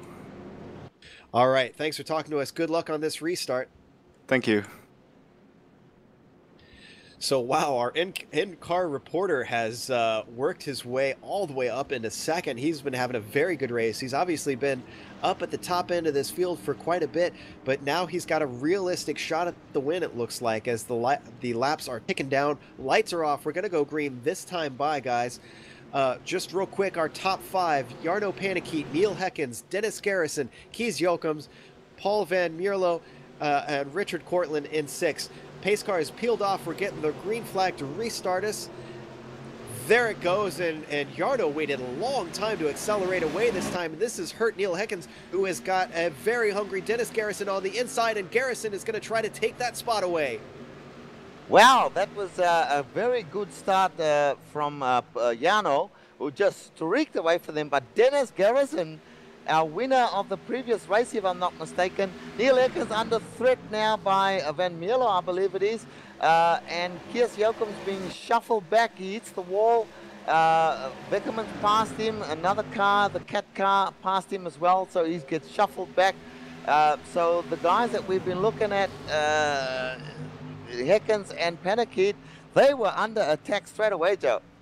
Well, you can't hand out Fabian de Jong, who has worked his way up into third. In fact, was even looking at second for a bit with Dennis Garrison. He must have gotten into a spare car, and he has just sliced his way back through this field. He is up at the front. He has been the class of the pace for most of the day, so obviously he has got a realistic chance at coming back and taking this win. Absolutely. He's got Dennis Garrison now fighting hard to keep out Fabian de Jong. And meanwhile, what this is doing is giving Jarno Panikiet the opportunity to get quite a break on these two. As we see Fabian de Jong taking the place. Oh, my goodness me. That was great driving from Garrison on the outside, fighting back, taking the place back. So these guys are fighting with everything that they've got at the moment to get the position, Joe. Yeah, this is where you see the big boys come out. Those guys were not afraid to go door to door, almost quite literally. They nearly touched through turns 3 and 4. Garrison obviously holding on. We are on lap 137, 10 laps to go with Jarno Panikiet starting to run away. And Sean, this is exactly what Jarno wants. He wants those guys to start battling it out behind him. Oh, absolutely, yeah. And what a great restart for him. Some bumper cars going on behind him, and the real loser on that restart was Kees Jokums, who's had just a wonderful race. And we've got a caution. Oh, here we go. We've got a caution, and Fabian de Jong crucially got in front of Garrison last time by. So this means de Jong is going to start on the front row with Panikiet. So it is going to be a head-to-head battle in this restart. Well, Joe, when they come back from this caution, there's only going to be something like 5 laps to run. It comes down to a 5-lap shootout. This is crazy stuff, but it's going to be fun to watch and call, I can tell you. And I almost guarantee you that these guys are going to be extremely anxious to try to get up towards the front. De Jong is not going to want to be left in the dust on this restart because he knows everybody else is going to be itching, which means cautions are very likely. He might not even have those 5 laps to make it happen. He might have to do it, right then and there at the restart. And the person in the box seat is Jarno Panikiet, and I'll tell you why. Jarno is leading the race. So on the restart, he, as Sean will confirm, gets to choose when they press the go button. and he gets to choose. Everybody else has got to wait for him to make that choice. He may choose to go very slowly and go on green, or he may choose to hit the go button the moment the pace car ducks off. I want to be Jarno Panakit when there's 5 laps to go. Yeah, absolutely. I agree, Richard. Yeah, I definitely want to be Jarno Panakit too, because he, like you said, he's in the catbird seat and he gets to make that choice. Yeah, I'd gun it as quick as I could. Yeah, I wouldn't doubt he's going to be just slightly anxious in that car, knowing that he's got a very good chance at this win here. They've got a car coming up on the outside. That is Joanne Summers, who is going to get his lap back, it looks like, as he cycles on by. But these guys have all of, like you said, maybe about 5 laps to go. When it all comes down to it, they're going to hopefully get up side by side this next lap around. The lights are still on, but I believe this should be it this time by. The lights should flick off. We're on lap 140, and we could get a shootout here. Fingers crossed, hoping we get some green flag racing all the way to the end. Yeah, certainly 5 laps to go.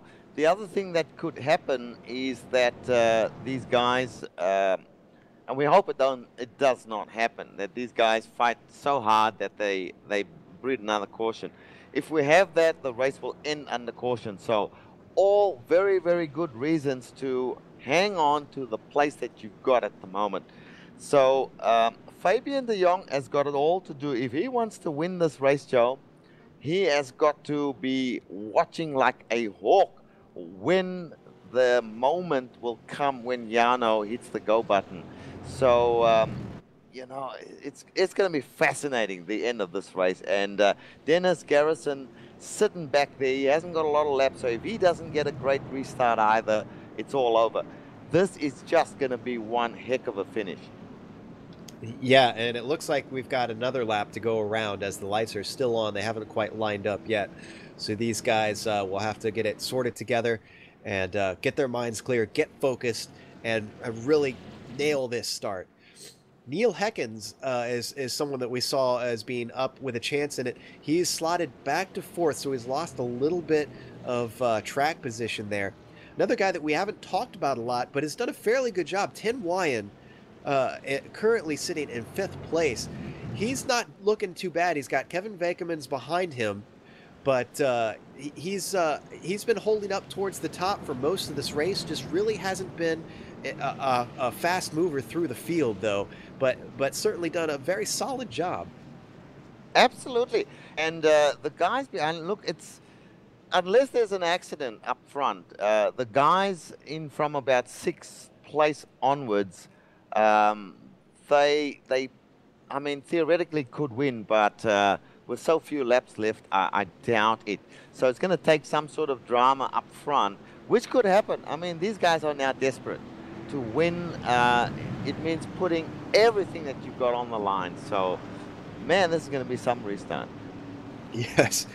So Jarno Panakit in that blue and orange car, Fabian de Jong in the blue and white on that front row.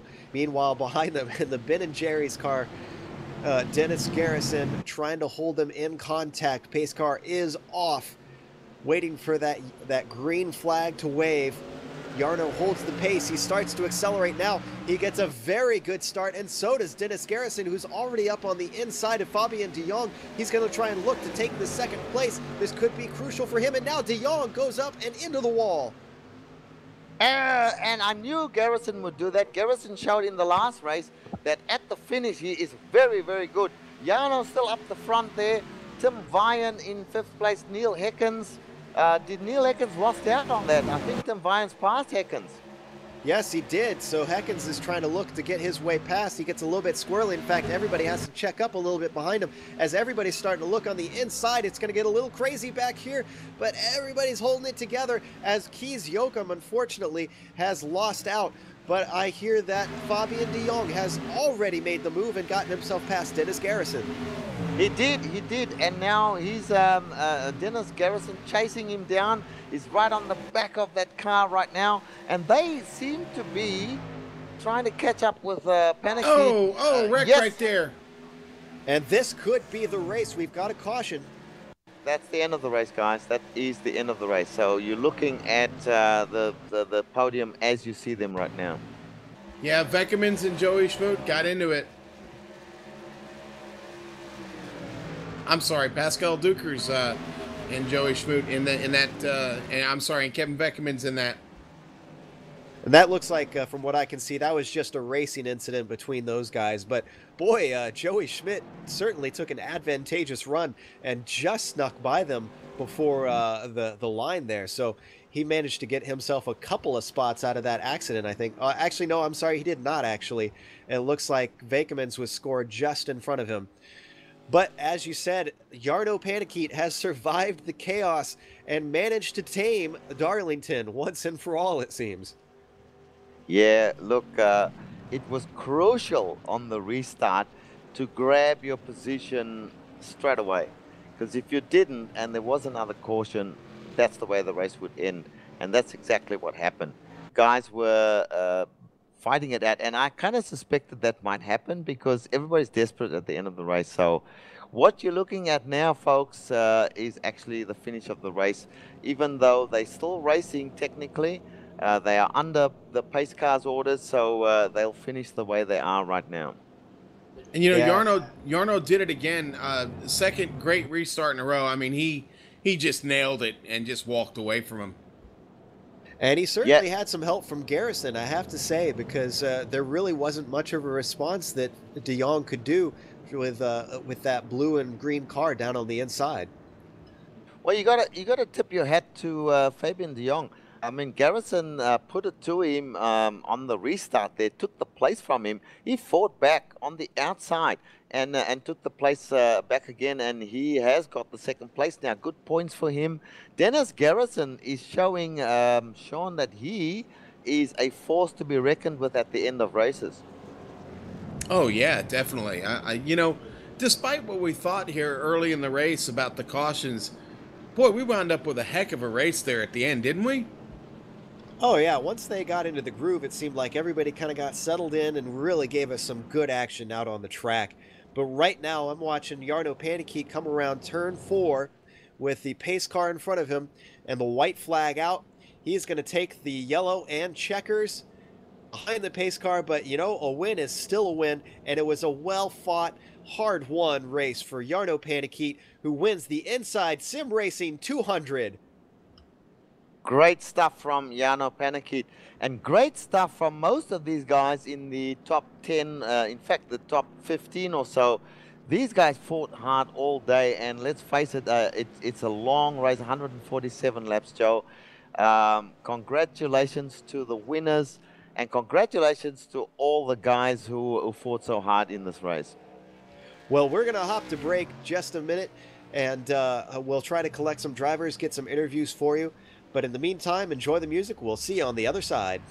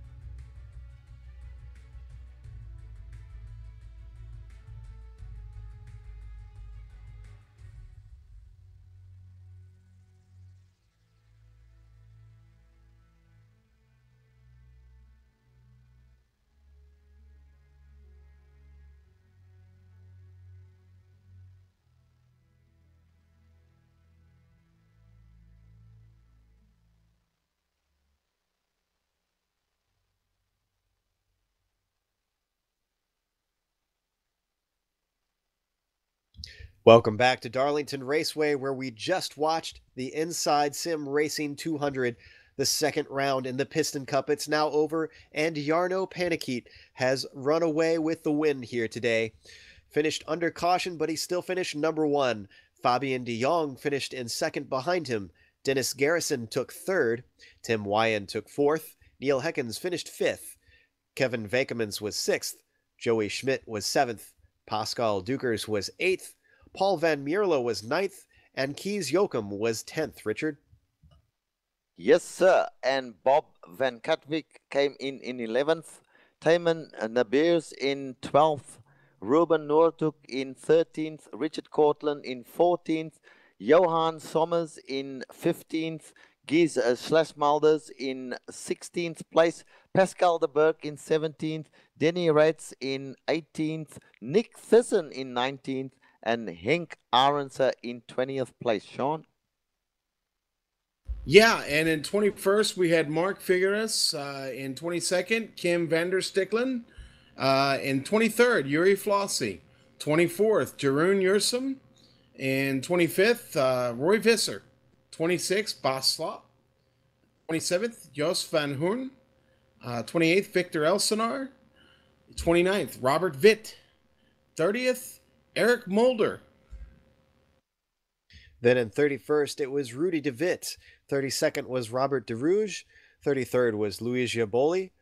34th was Nano van der Poel. 35th was Joost van der Stoep. 36th was Bram van der Stickelen.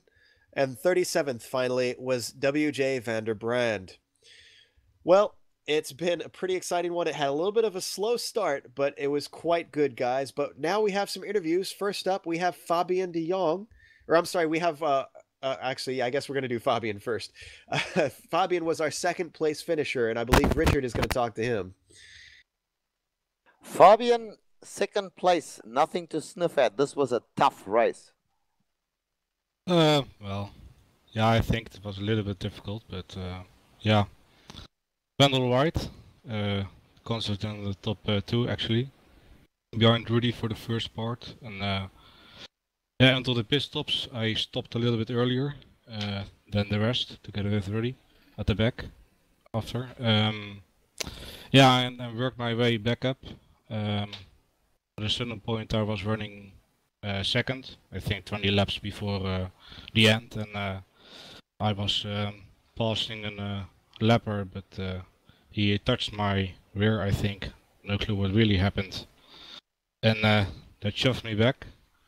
There was a caution, needed to pit.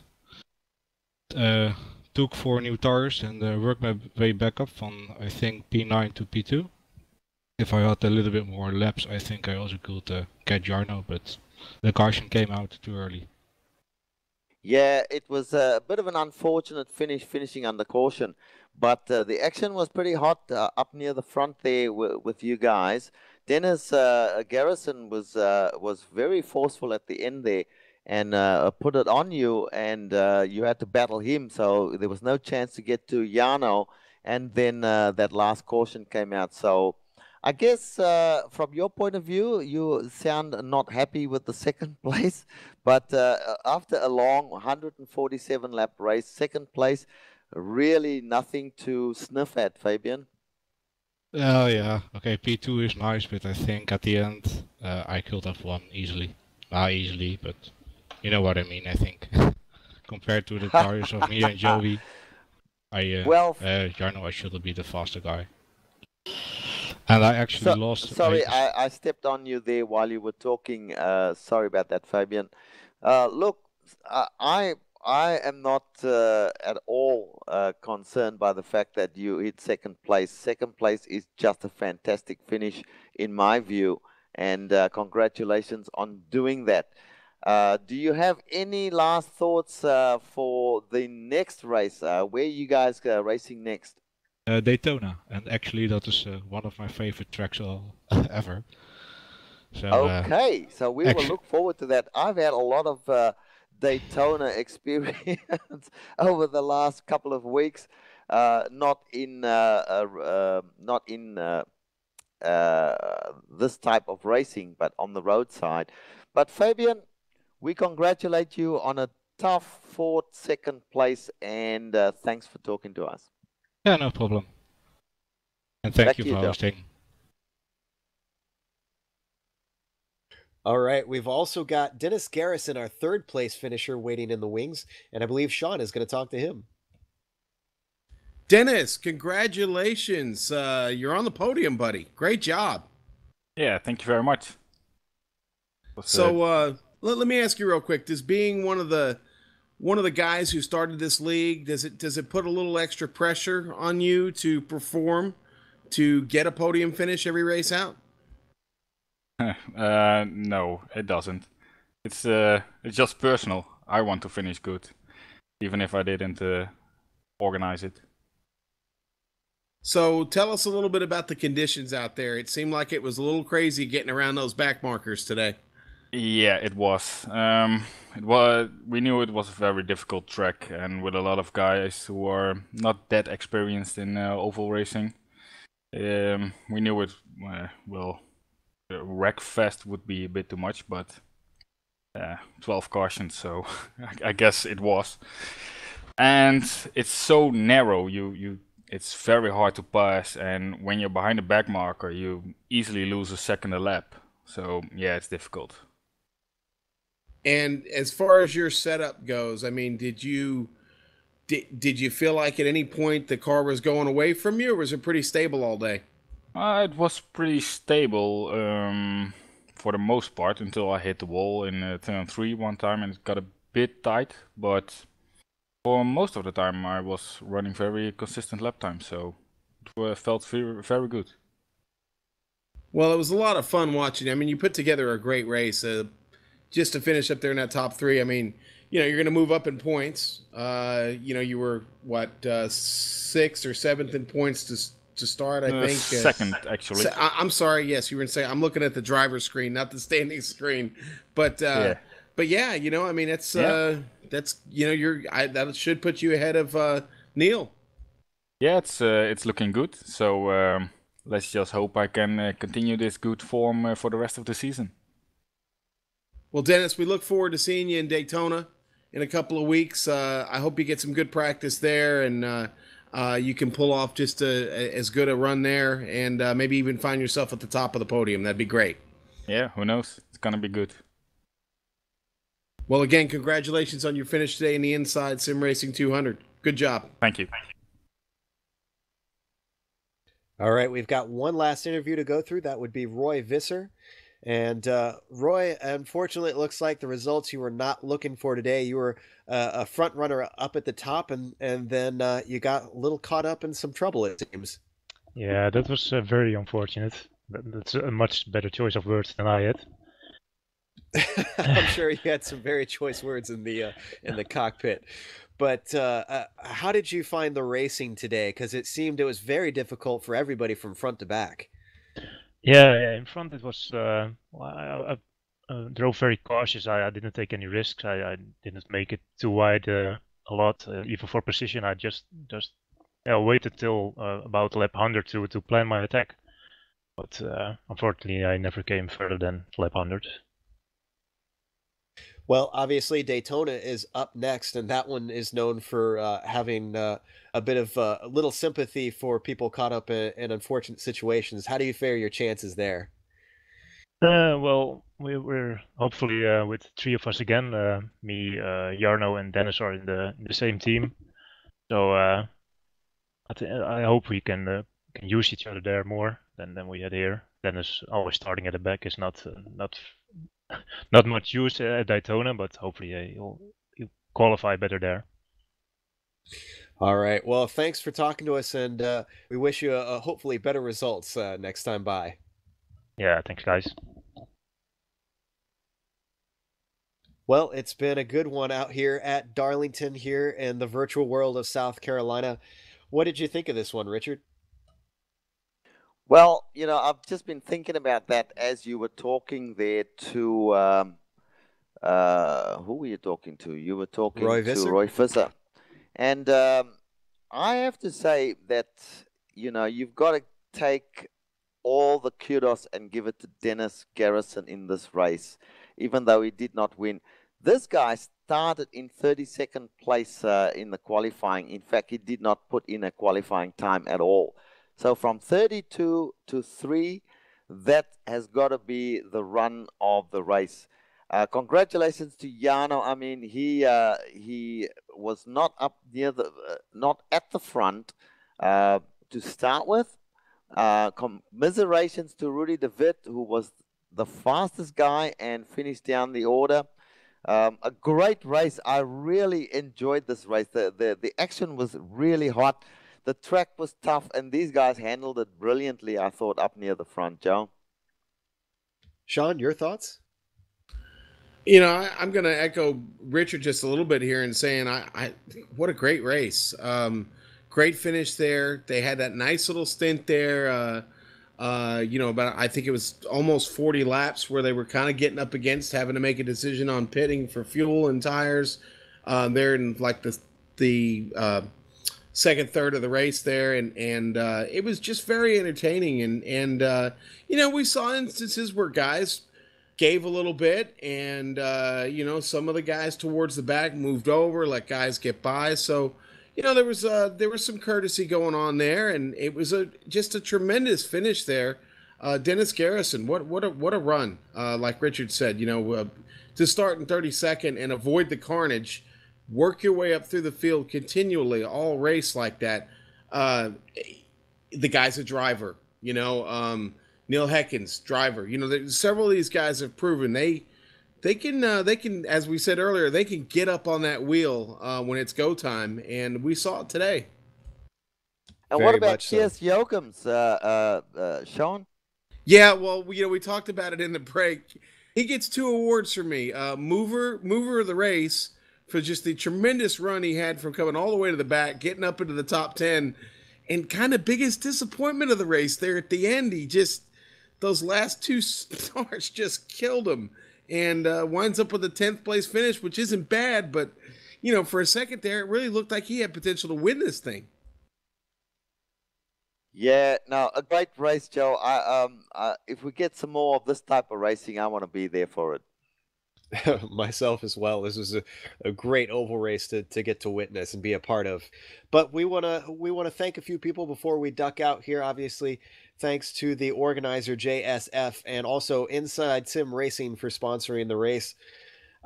We'd like to thank the software and hardware that we use to make these broadcasts happen: iRacing.com, XSplit, Twitch TV, Audio Technica, and AverMedia. Also, thanks to the team today, Kevin, Richard, and Sean. If you'd like to find out more about GSRC, you can find it at www.globalsimracingchannel.com, along with archived races and race highlights. We're also on Twitter at GSR Channel and Facebook at facebook.com/globalsimracingchannel. A special thank you goes out to Eric Ekholm, who provides us with much of our music. You can find it not only here on GSRC, but in TV commercials, movie trailers, iTunes, and Spotify. If you like our music, tell Eric where you heard it at ericekholm.com. Also, thanks to Casey Lalonde, who also provides us with music for our broadcasts. You can find more of his music at caseylalonde.bandcamp.com. Our next race in this series is going to be at Daytona. As we mentioned, that's going to be at night, so under the lights. That'll be Sunday, March 9th at 1845 UTC. Our next broadcast, however, is going to be today. That'll be the Northwest Majors, also at Daytona, and that starts at 6 p.m. Pacific. Don't miss that one at all. However, that's going to be for another few hours, so we're going to take a break. Until next time, race clean, race hard, and I'll see you on the track.